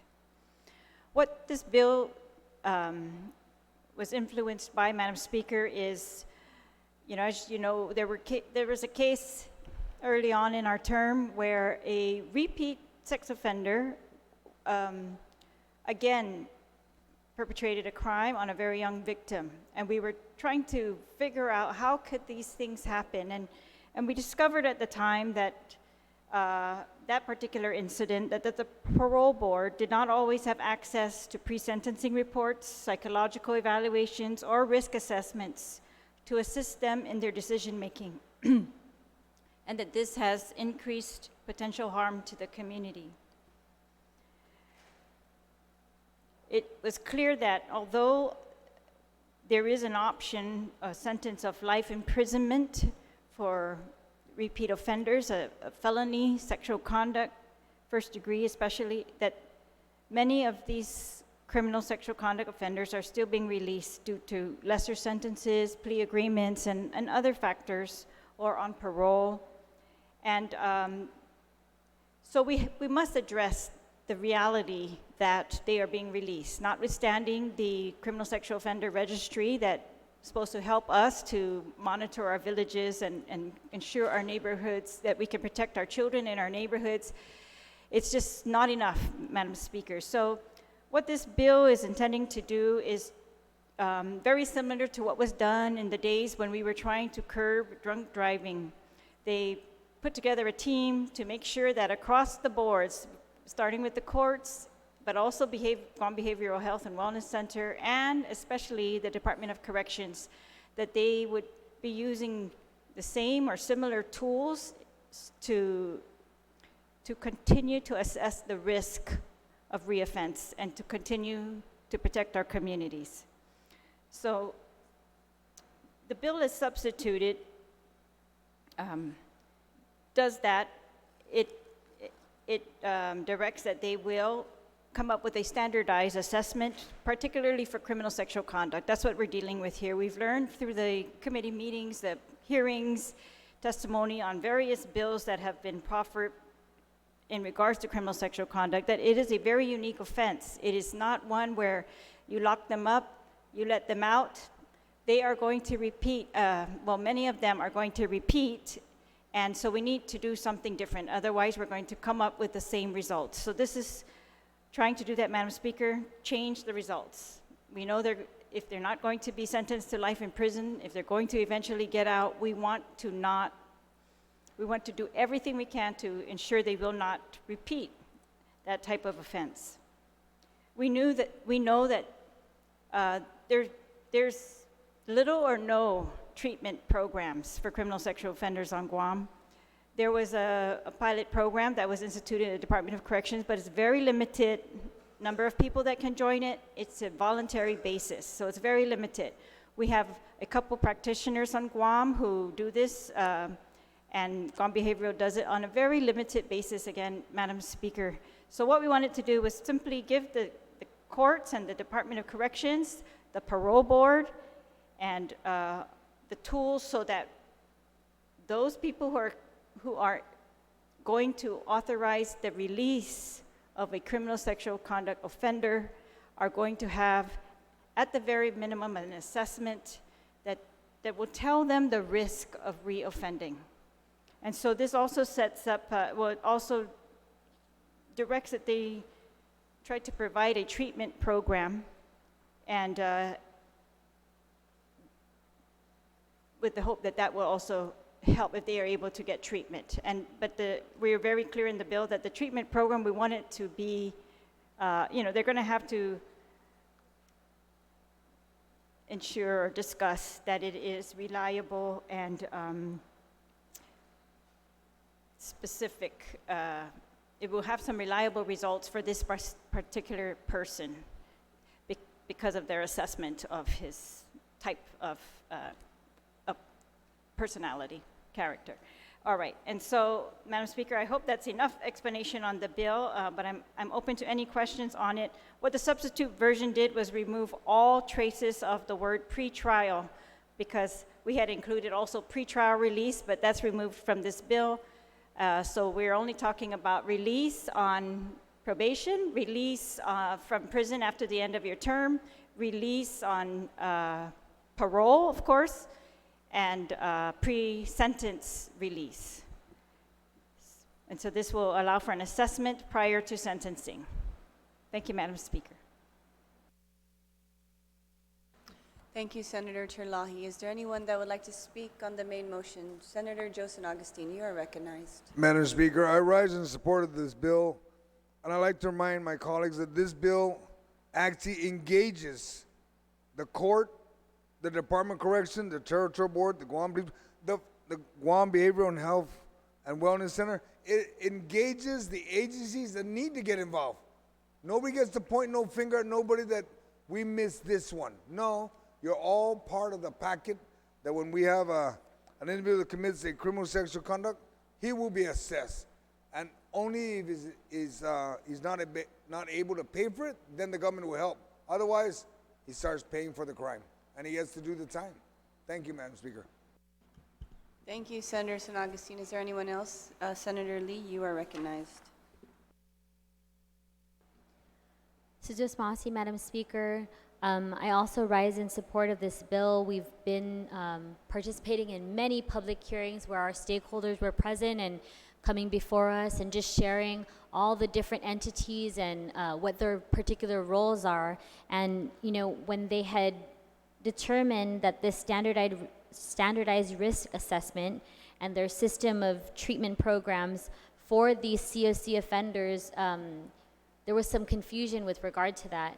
And so I'm really grateful to the author for pursuing this and for helping to make sure that we're all on the same page. There were a series of roundtable hearings, and that was good work that the legislature did, and I was glad to be a part of that. And, you know, Madam Speaker, I think it's important to note that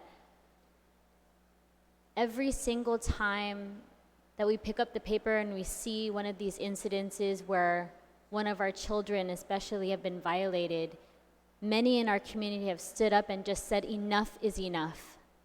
And there are, you know, a few things that we can do, this bill being one of them. And so I'm really proud to support it. I ask my colleagues to do the same, and I hope and pray that, you know, these measures, the standardized risk assessment, will help us to alleviate some of the pain that has been caused to some of these families, some of these victims, and hopefully prevent these heinous acts from ever happening again. Sujos Masi. Thank you, Senator Lee. Is there anyone else that would like to speak on the amendment? The main motion, Senator Kelly Marsh-Teichner. Sujus Masi, Madam Speaker. I too rise in support. The roundtables and other means of gathering the information for this bill were really important. It was really important to be able to hear from those involved some of the issues at hand, and I greatly appreciate the thoughtfulness of this bill. It is important that we're looking at things like testing and treatment and rehabilitation. We've heard testimony about how valuable those things are in making a real difference. And what we need, some studies say that what we need and what the public is looking for are real differences in behavior, real differences when people are entering life again. And receiving treatment and rehabilitation better enables that. I do have one or two questions, should the author yield, so that I could get more information. The one issue that I was looking at here, because I want to make sure it's as available as possible and that it's applied as much as possible, is to look at the funding availability for this to understand those issues.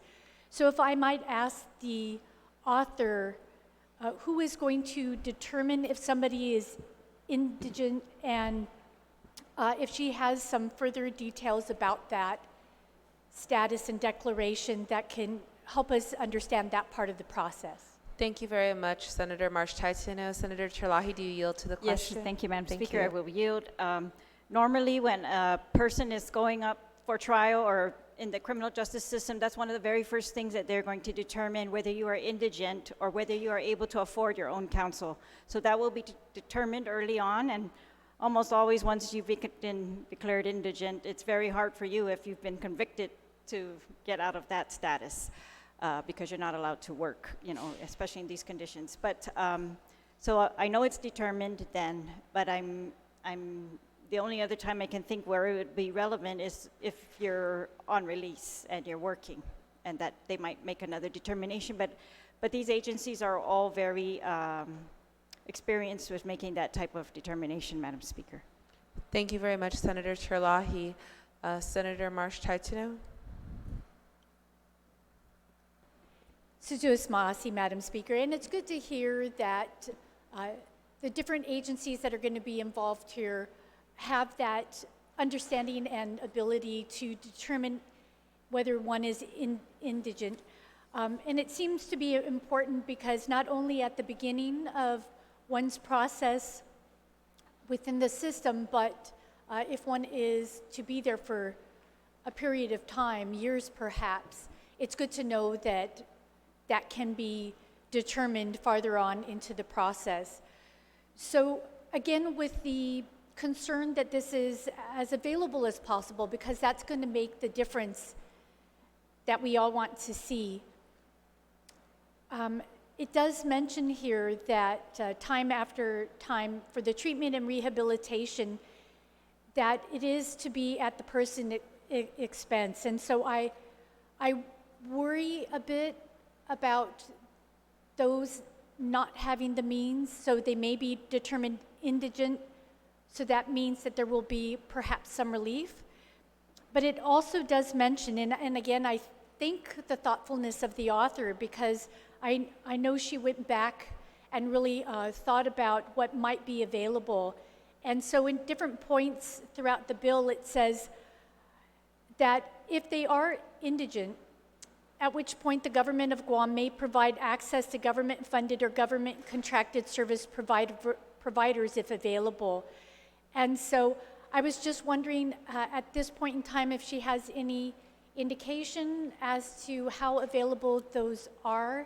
And I ask that as a means to, as we move into the budget year, as a mean for us to be able to be thinking about if there is not much availability, that we have that foremost in our mind, that is perhaps something that we need to be making sure there is budget for, so that we are dealing with these issues in a proactive way and not just a reactionary, punitive way, but a way that leads a person into being a contributing member of our society. So with the question being, it seems to me we had heard that there was quite a bit of lack of funding and lack of ability to provide this. If she could help us understand that availability so that we might maybe better budget for it this upcoming cycle. Thank you, Senator Marsh-Titano. Senator Terlahi, do you yield to the question? Thank you, and I very much appreciate that question from my colleague. I'll be very clear. There currently is little or no funding for treatment, and criminal sexual conduct treatment is complex and might be very costly in certain cases, and it's going to be on a case-by-case basis. However, what we really want to make sure is done, regardless of cost, is assessment. So once the assessment's done, the risk is analyzed. That can be considered in sentencing, and it can be considered in whether we're going to, the court is going to order treatment or not order treatment, order, continued assessment or not, or order release. But the assessment is again, it is very much focused on, and I just want to read this part, it's appropriate to the needs of the particular offender and aimed at reducing dangerousness and risk of recidivism, or shall indicate whether no treatment or rehabilitation is known or predictable that will reduce dangerousness or risk of recidivism. We really want to know the reality of the situation before us. And as to government services, I think right now we're probably going to have none, tomorrow. But the goal, of course, is to develop those. And the Department of Corrections, as I said, was using a pilot program, but I think it was under a grant, so that was just, it's temporary.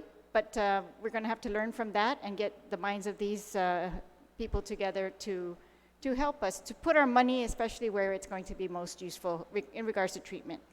Thank you, Madam Speaker. Thank you, Senator Terlahi. Senator Marsh-Taitano, you are still recognized. Sijuis Masi, Madam Speaker, and I really thank the author for her frankness and her thoughtfulness in her response. And I just want to conclude with my support for this legislation, for this bill, in pointing out that part of that thoughtfulness, as was mentioned, is that it's establishing a standardized procedure for the assessment of individuals. It's establishing a system of programs for treatment and rehabilitations, and that the procedures for treatment and rehabilitation required to be developed.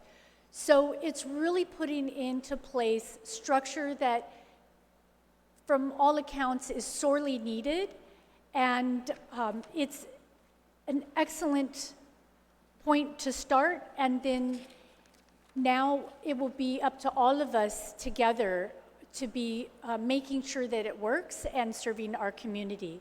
Sijuis Masi, Madam Speaker. Thank you very much, Senator Marsh-Taitano. Is there anyone else wishing to speak on the motion, on the main motion? Senator Perez, you are recognized. Thank you, Madam Speaker. I rise in support of Bill 173. The Criminal Sexual Conduct Assessment and Rehabilitation Act is an important addition to the legislation for our community. A considerable amount of cases heard in our courts involve sexually criminal offenses, and more importantly, these cases often involve minors as victims, and this issue demands our immediate attention. The legislature, furthermore, has a duty to provide a safe environment for our people and prevent our public from dangers that can be detected early, and Bill 173 does just that. In addition, it also provides opportunities for rehabilitation. With the current state of Department of Corrections being overcrowded and underfunded, we need a program in place to treat this behavior in offenders that can be rehabilitated. We also need this tool to determine which individuals will repeat these sexual offenses, regardless of the sentence they face. It would prevent the release for those that cannot be rehabilitated. Bill 173 is an effort to reduce recidivism of sexual offenses. It aims to develop a risk assessment plan to develop the level of risk and potential to reoffend. Other jurisdictions have adopted similar legislation. The state of California has established the state-authorized risk assessment tool for sex offenders. And California has managed to develop a containment model, which assigns sexual offenders into risk categories and measures reoffense likelihoods. With Bill 173, we can reduce our prison population but more importantly, we can protect the community and reduce the number of victims. Thank you. Thank you very much, Senator Perez. Vice Speaker Nelson. Senator Rachel, you are recognized. Thank you. Thank you, Madam Chair. I rise in support of this measure. I think it's a really good measure. And once again, as I stated before, I like the focus is on rehabilitation. And I think that's where we need to place our focus on. I think that's where we can actually put a dent in crime. I think that's where the data shows that we can reduce recidivism and reduce repeat offenders is through rehabilitation and treatment programs. And I like that this measure includes assessment tools, risk assessment tools.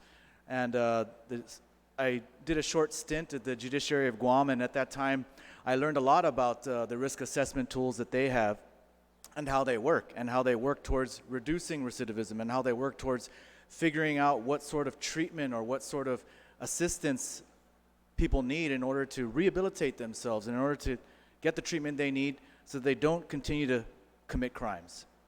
In addition to that, I'd like to commend the author. I think she did a lot of good work on this measure because it not only calls for assessment and for rehabilitation, but it also kind of adds a safety net if you read towards the end of the measure.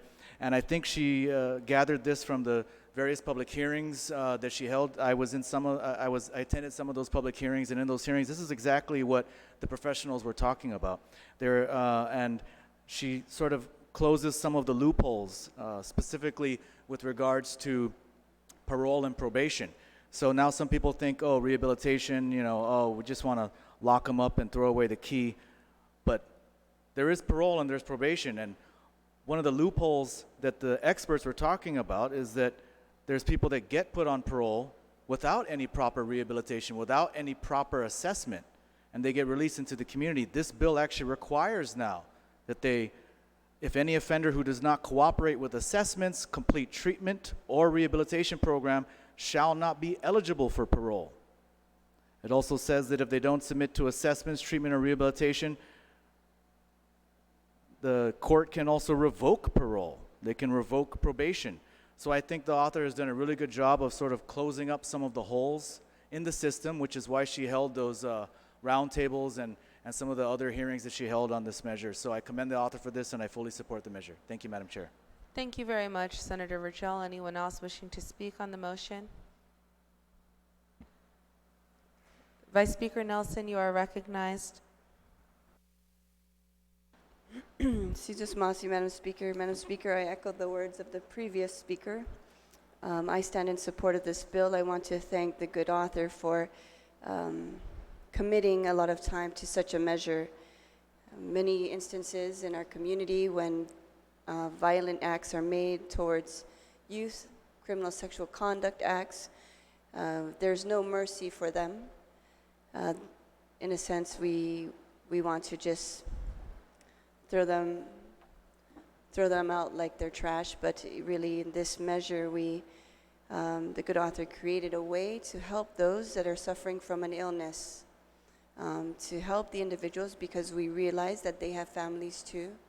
They have brothers, they have sisters, they have mothers and fathers that do care for them, and for some reason or another, they got lost along the way. And so I thank the good author for also looking for areas to help rehabilitate them, to help them so that eventually this illness and these acts that they do can be changed.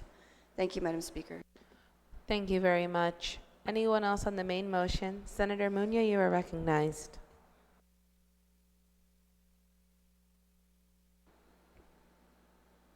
Thank you, Madam Speaker.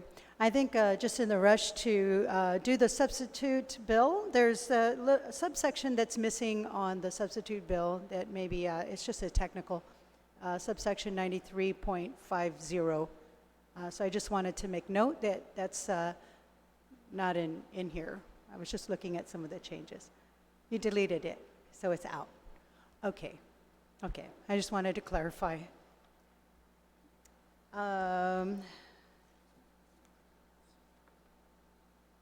As it's still listed on the page number 2. Yeah. Okay. Okay. We will. allow for legal to make the technical corrections. Okay. So I have a question for the author, if she would yield. So the bill requires the agencies to develop, and that word is repeated quite often throughout the bill, to develop a program for criminal sexual conduct. So I don't think there's anybody here that doesn't want these crimes to take place over and over and over again, right? So I think everyone understands that we're trying to figure out a solution so that they don't go out and reoffend again. But I guess I'm not sure, does the author know of any other established programs like elsewhere, anywhere else that's being used for this type of treatment, specifically for criminal sexual conduct?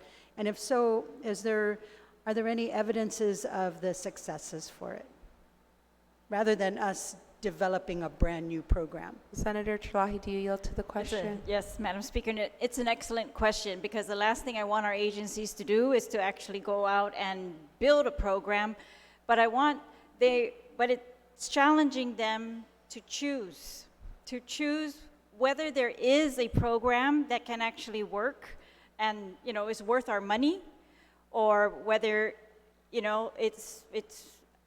there are a combination of programs that are going to be successful. Now, the people that testified at the hearing, they were very clear that they kind of were all pointing to the same type of assessment. So that is what I want, is that I want these psychiatrists to agree from the different agencies that yes, this assessment, and this assessment is going to give us the information that we need. And the tricky part with criminal sexual conduct, or the challenging part, is that we're still continuing to learn so much. And so, like the programs that we're talking about that are done in different states, I have to, everyone is gauging whether they are effective or not. It's one of the, I would say, least effective or hardest to treat types of criminal conduct. So rehabilitation it's not always possible, or rehabilitation is going to be very difficult and may not be worth the investment, or we might not ever be able to afford something. But right now, yes, what I want them to do is, and what they do anyways, these psychiatrists, they're looking across the nation, across the, even in other countries, as to programs that data will show to be effective. That is how they're going to decide, which ones are a good gamble for Guam to use. Thank you, Madam Speaker. Thank you, Senator Terlahi. Senator Munya? So I respect the author's ability to try, and again, it's not necessarily developing a program. It's looking at programs that, and maybe a combination of several programs that will work, because really, what we're really trying to do here is just to protect the victims, and so I hope it works. I hope it works. That's all I have to say, is that I hope whatever programs we develop works, because in the end, we're just trying to protect the victim. So I thank the author for this opportunity. Thank you very much, Senator Munya. Is there anyone else on the main motion? There being no one else, Senator Terlahi, would you like to close on the bill?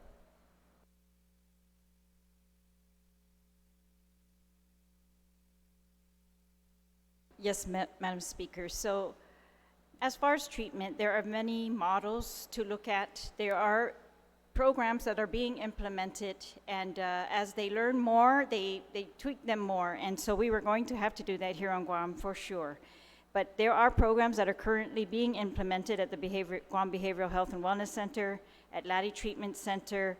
The court psychiatrist testified that he, also, and that we have other psychiatrists in the community who do treatment for criminal sexual conduct. So they are available. And of course, I want that they are going to be effective. But more importantly, I just want everyone to be able to know where that offender is at. If he is not rehabilitated, if he is not able to be rehabilitated, I think that's even more important to know, because what we're trying to do by this bill is protect victims over everything. We want to make sure they are not released if we know for a fact that they are likely to reoffend. That's the number one goal here. And I am grateful for my colleagues for pointing out different parts of the bill that yes, we've tried very hard to make that the goal, close those loopholes. In closing, I would just like to point out some words from Dr. Pat Timinglow, who testified in, she is the current psychiatrist up at the Department of Corrections. And she says, the problem of increased incidents of criminal sexual conduct has been an ongoing concern. Unfortunately, it is likely to increase exponentially as victims do not receive treatment. It is also likely that the numbers are significantly depressed due to underreporting. In other words, this problem will not go away. Thus, a well-thought-out long-term plan needs to be developed, and it should be fully funded through the anticipated length of time. It should be audited and reviewed annually for efficacy and financial responsibility. It is clear that Guam as a community has not done well with assessment, treatment, and rehabilitation of those incarcerated and released, as the recidivism rate is high for all crimes. In other words, change is necessary in all three areas to include assessment, treatment, and monitoring after release. The changes need to aim at reducing the dangerous risk of harm in the community and recidivism. That's exactly what we're trying to do here, and it is an attempt.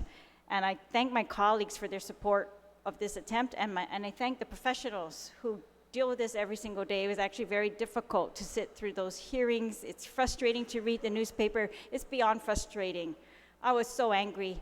I was like, if we have no treatment, why are we letting them out?